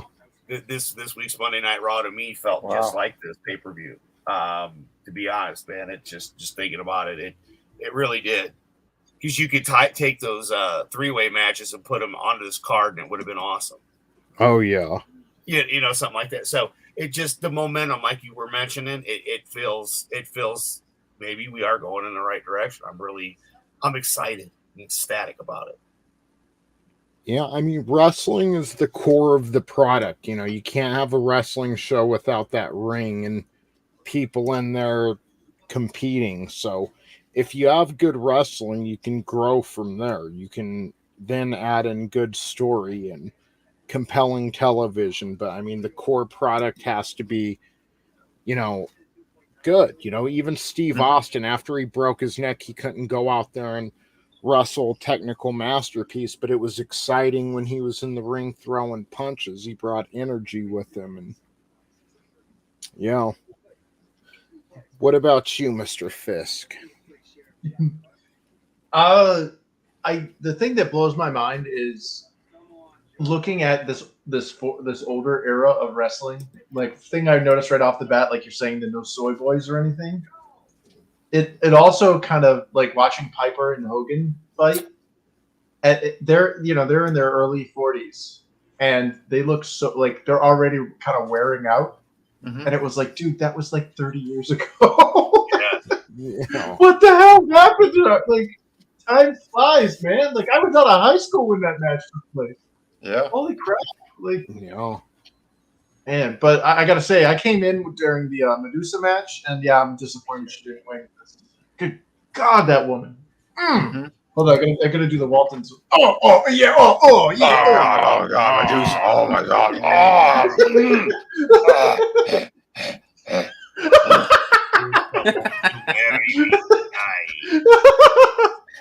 Yeah. Well, no, I love this era. Like I was saying earlier, like I'm a WCW fan. Like when it was Raw versus Nitro, I was all about Nitro. Yeah. So, you know, Starrcade, even though WCW was kind of on the weaker side when it came to their pay-per-view stuff, I still preferred them. I don't know why. It was like kind of like a habitual thing, you know? Yeah. Same. I was a WCW guy too. Hell yeah. Same, man. I loved it when I got to see it because I didn't get WCW all the time. You know, I think I mentioned this before. It was basically we had WWF more than WCW. I think it was a Saturday or a Sunday night you would catch it sometime at like 2 a.m. Oh man. Back in the day, I hated the DX guys. Like, I fucking hated that sucking thing. That thing pissed me the fuck off. I'm like, such a douchebag. Yeah, that shit pissed me off so much. That was the only time I liked Shawn Michaels, though. To be honest, like was when he was pre-DX, when he's walking around pointing to his crotch, like right before they started it, and he was just being such an obnoxious snob shithead that we all pretty much could feel he really was. Like that was when I liked Shawn the most, and then he got injured, and you know what happened. But yep. Hey, Draven, guess what? What? Suck it. Now I don't mind it. Fine, whatever. But back when I was a kid, like, my buddy's like cousin or whatever, I was up in the mountains at their place, and that's all he fucking did was suck it. I wanted to beat the shit out of him by the end of the. I can respect that. I really can. But when you said it, I was waiting on one of these other smartasses to do it. Since nobody took the opportunity, I just had to. See, it's weird for me because it's almost like when people ask me what my favorite Zelda game is, it's like, well, it just depends on my mood. Like, Zelda's Zelda, and I'm the same way about professional wrestling. But, you know, generally, I was more of a fan of WWF because of Steve Austin, at least in the Monday Night War era. But I mean, fuck, I'd watch WCW Saturday night. I was watching all the pay-per-views, and I kind of liked the finger poke of doom at first. It was something new. Yeah, looking back, it's not, but at the time it was compelling. Like, what the hell's going on, you know? And Hogan had been off TV for a while, and then he just happened to be coming back to Nitro, and it was, yeah. They pretended to have Goldberg get arrested, and then Hogan's like, well, I'll wrestle you for the title, and they get out there and fucking, I was excited Nash was champion. And it's like his second week as champion, and fucking Hogan touches him and he just drops and he pins him, and it's like, it was compelling. Yeah. I think they won the rating. That might have been the last time they won the ratings, but they won the ratings that night. Well, think about it, man. I like Nash. You know, we all like Diesel and Scott Hall and Razor Ramon, and then they came over here and rebirthed Hogan. I hate to say it, but it's true. Yeah. Made him relevant again. And we all loved him as a villain. And we talked about this happening in the earlier episodes where Hogan, no mustache and went completely black, costume and everything. Yeah. And, you know, we were just really digging it more on the rewatch, because when we first watched it, we had no idea what was coming, and now we do. So that's why we kept saying we can't wait to get to 96, and now we're excited to be going into 97 even. So yes, you know, again, the golden era, but we're in that sweet spot right now. The future. Goddamn. I was gonna say the future's bright, but I think you put it better, Adam. So absolutely, man. The future's gash. Yeah, gash all over your face. And a shout out to you, Vinny, because you know you do that good shit all the time, and love you, man. I'm just always happy to get to stream with you and have fun with everybody. Oh hell yeah, brother! It's always a blast, man. Good stuff. So what have you got going on, Etep? I, sir, have, well, you know, I got a video or two to record tomorrow. I'm moving around the time for the Jennifer Thomas interview tomorrow, just because of her work schedule. And, so I'm going to try to record. It'll either be tomorrow or Thursday we'll record. So the channel members get to watch the Terminalist review Nano Reaper and I did. That's live for channel members now. You can go check that out. It'll be available to the public on Thursday morning. So I'm recording a couple videos tomorrow. I'm going to give an editor kind of a test run, kind of a little job interview. Have them edit up a video for me or two, and we'll see how that goes. And we have the show tomorrow night, Going Rogue, the Rogue Entertainment Show. You and I, Tony, have that at 9:05. We have Phoenix Animation and Black Rose Comics joining us. And Thursday, like I said, I'll probably get a couple more videos out, and I'm going to take Thursday night off, I think. And then I'll be back Friday to make the rounds with Tony and Vinny. And Saturday night's main event will be going on this week. And this is They Pray weekend. I don't think we've been showing an appropriate amount of enthusiasm for They Pray weekend, because this, my friends, is the weekend that They/them comes out with Kevin Bacon Footloose, at Mike Pence camp. They'll be trying to convert. For those of you who don't know, that means they're going to convert the gays. Mike Pence, you sick bastard, we see you. And they're going to pray the gay away. And then we have Prey, the 80-pound Comanche female warrior, is going to take out, single-handedly smash the patriarchy in the form of the white European invaders, and probably talk the Predator down and make it understand that she is the actual villain, or the Predator's actual villain here, not the girl. The girl could never be doing anything wrong. We just want you to know that. And she's the bestest ever. So we'll be talking about that. We're going to be doing, we're just going to talk about that on live stream, because you guys, if you're going to be on the show Saturday night, you got Hulu. You got to watch Prey at least. They/them. I'll make that optional, but yeah, you got to check out Prey. What's they/them on? Sorry to interrupt, but Peacock. That's on Peacock. okay, cool. So I got it. All right, I'm down. Yeah, I'm pretty sure that one's on Peacock. So, but yeah, so that's what we're doing the rest of the week, and then next week I'll be back on the WCW stuff with the Halloween Havoc review will be coming out, and channel members that'll be coming out to you first, and we'll have a channel member exclusive video, another like just straight up that it won't be released public, just for channel members by Friday. So, yeah, I got a busy rest of the week. Busy rest of the week. Well, thanks you for having. This coming. was a blast, man. Thank Hell you, yeah, bro. Love you, man. Love you too, brother. Angelous Draven. You can check me over on Twitch. Doing a little footloose over there, playing some video games. And then over here we do the wrestling watch parties of AEW mostly. And the next one's going to be All Out, but I'm not sure if I'm going to be able to do it the day of.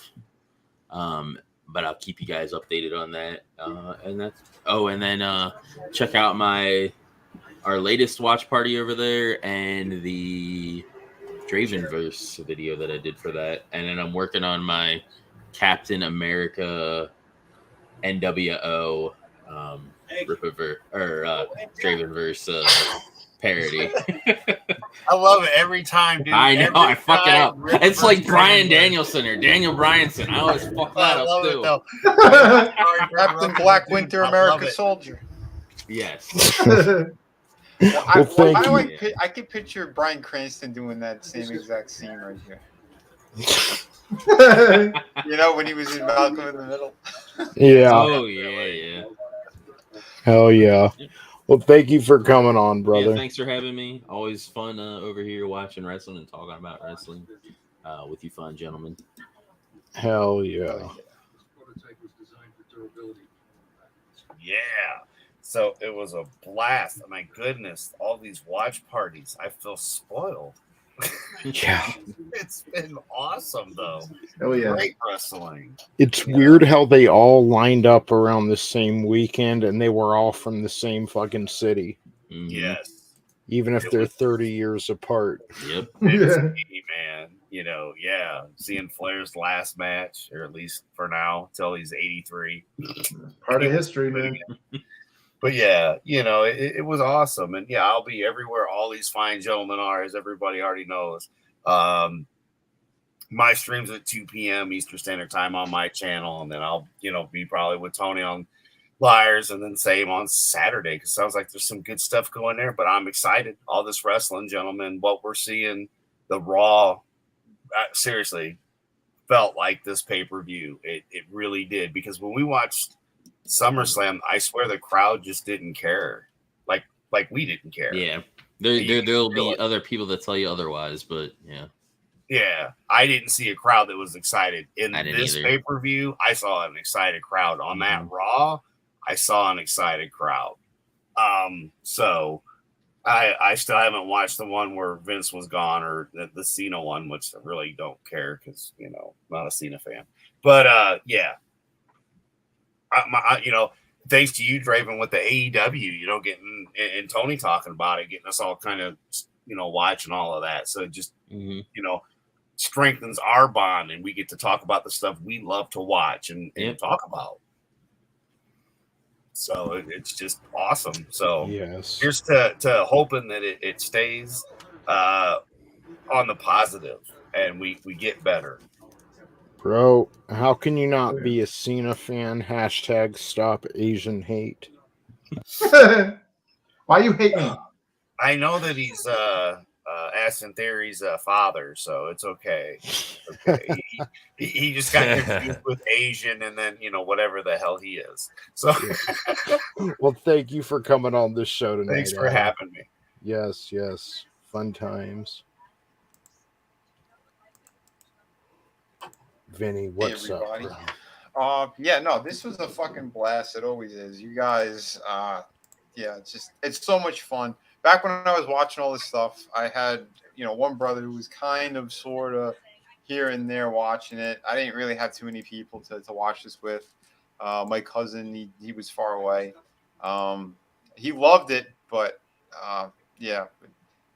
Having this with all you guys is always a fucking blast because it's live. Well, for us, it's kind of like we're watching it live again and reliving this shit. I haven't seen all of the pay-per-views and stuff for WCW, but to watch this stuff now is fucking awesome. And I absolutely love it. So you can catch me on Fridays and Sundays over on my channel. I just put up a new toy review today. Just go check it out if you haven't seen it. It's Storm Shadow from G.I. Joe Classifieds. I am working on City of Venus 2 right now as well. I'm looking forward to having, again, some more fun streams on Friday. We missed this week because of a couple of different things, but, one of them being wrestling, so fuck it. It's good. We'll make up for it anyway. So, you're going to see pretty much most, if not all of these guys on my channel this week. So definitely swing on by. We're going to have some more laughs. We'll cover some of the Batgirl situation and all that shit. I might do another Hans Koch video if I have time. There's some things I need to take care of. And Friday, I do plan on seeing that movie, Prey. So, the Predator movie. So we could definitely talk about that as well. It should be a good time. So, folks, much love to everyone here. Remember, be kind to one another. Kick ass while you create. Take no shit from no motherfuckers, especially not in Jersey. And humble. And what's up, Bodega Outlaw? Thank you for joining us, bro. Hey, Bodega. What's up, brother? So, what's going on in the collective, Tommy? Rorschach's Journal, 8/3/22. Twitter is an extended gutter, and the gutter is full of shit. And when the drains finally scab over, all the vermin will drown. The accumulated filth of all their pronouns and genders will foam up about their waists. And all the wokies and their allies will look up and shout, "Save us." And I'll look down and whisper, "No." Not much. Just it's just playing the game with CenturyLink as far as being able to get my live streams going. So right now everything is being concentrated into doing more shorts. So probably not getting the notifications for them. So guys, if you want to stop by and check out some of the stuff that I'm doing with the shorts, I would greatly appreciate it, man. Get it out there because more people to stop by and see the shorts. The more new people get to stop by and see the shorts, and then the numbers grow, and I get to reach out to more people and get some more interesting comments, especially in the feedback for the new guy. I've gotten a lot of interesting names what people think his name might wind up being, but that will be revealed later this week. Get to know him a little better, get to know his personality, and then he will get a proper name for the collective. But yeah, that's about all that's going on with us right now. Thanks to everybody that stopped by in the chat. You guys are awesome. Thank you, Tony, Etep, Vinny, Draven, and the Fist. And, of course, Adam Shawhan. You guys are awesome to hang out with and to chat with and watch this good old-fashioned wrestling. So, guys, remember, never let anybody tell you what you can and can't say, what you should or should not watch, because your silence gives consent, and the guinea pigs will come for your toes. Yeah. Oh, yeah. Thank you, bro. Tommy, the new one, is that the whitish kind of one that was on the little short? Yeah. It was the last short. It's the very last short that I just put up. I think I put it up early yesterday morning. So he's got very long fur. I forget what kind of breed that is, but it's a very long haired guinea pig. Paluda, me muerte. Speaking of long. Giggity. What do you got? Giggity. Yeah, we're down to 12 books now, so we're getting close to closing out. Hopefully we can get rid of all that stock. That would be nice.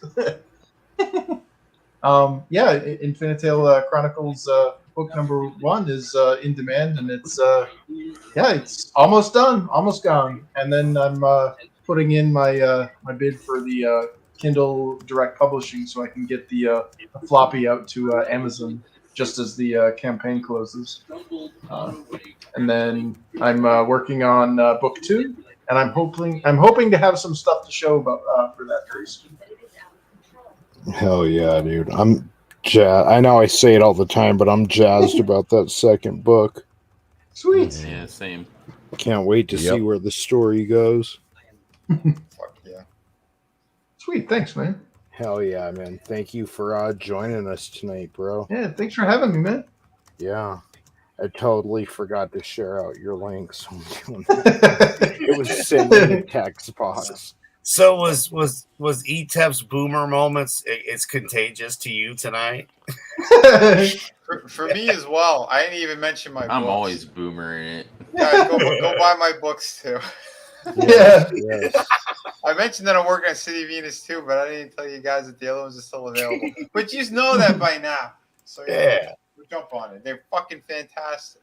Beautiful. Yeah, go support these guys. They're working their ass off, and it shows in the pages. So yeah, and it's kind of like right now we're watching this old wrestling. Even if there is some criticism, it's not the same as what's going on in modern entertainment today, where they're just completely destroying characters or inserting falsehoods because they're everything is anti-white man too. It's like, dude, it's tiring.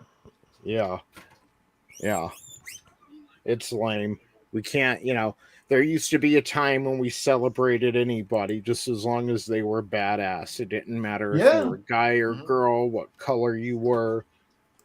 If you were badass, you were accepted, and we need to get back to that. So, yeah. And these guys, for as many people stand in front of their webcams and want to point out the problems, there are very few people actually taking steps to solve those problems, and these guys are doing it. So is Red Gaze, Miriam. Yeah. So support everybody. And And Adega too. Adega's Hell yeah. Yeah, I got his books, man. Dude, those books are thick. Yeah. Hell yeah. Dude, yeah, Ladies because love like it you thick. said, those people in front of the YouTube cameras and shit and crying and not doing anything, it's LPS, little pee-pee syndrome, Well, it's parasitizing. Yeah. Well, Step they're making up, their get the work profits. Well, they don't want to. They're more like they're benefiting from the destruction of our culture by supporting it. They're going to the theaters to watch these garbage movies. They're buying these stupid books, and I'm just buying it to read it so you don't have to. Like, dude, you're perpetuating this. Yeah, and their lives have changed off of talking about this, and they don't really, if you're benefiting from it, why would you want it solved? Yeah, exactly. It's like the Southern Poverty Law Center. Yeah, exactly. Oh God. The fucking ACLU. Yeah. I mean, these things wouldn't exist if they want Southern poverty. That's how they exist. And that's what we're seeing with these YouTubers that are they're buying the books, they're buying the action figures as jokes or whatever, and it's like you're giving this money, you're supporting this. It's hard to I guess create when it's easy when you're seeing these people making more profit off of tearing down. Yeah. Yep. And that's the direction that this shit goes in until people get sick of it as well. And then it's so stagnant, no one cares. And then they scratch their head why there isn't good entertainment anymore. Well, it's because you bitches all fucking wasted time crying and whining instead of building something great. Yeah. Yeah, exactly. So, yeah, with that being said, thank you everyone for joining us tonight. We'll be back over on Eteps tomorrow for Going Rogue. Might do Liars on Friday. I don't know yet because I think I'm going to the water park. So, oh, nice. Yeah, I'll keep everyone updated. Oh, really? The water park? What's her name? Are you going to swim in Mexican people's pee-pee? Her name is Nyla. Ew. That's Miriam. And she the real girl. Ladies and gentlemen, they are not pop culture. They are agenda. We are pop culture. And yeah, we'll see you next time. Jerry Lawler has bruised ribs, and well, with all due respect, he's also suffering from anal bleeding. From anal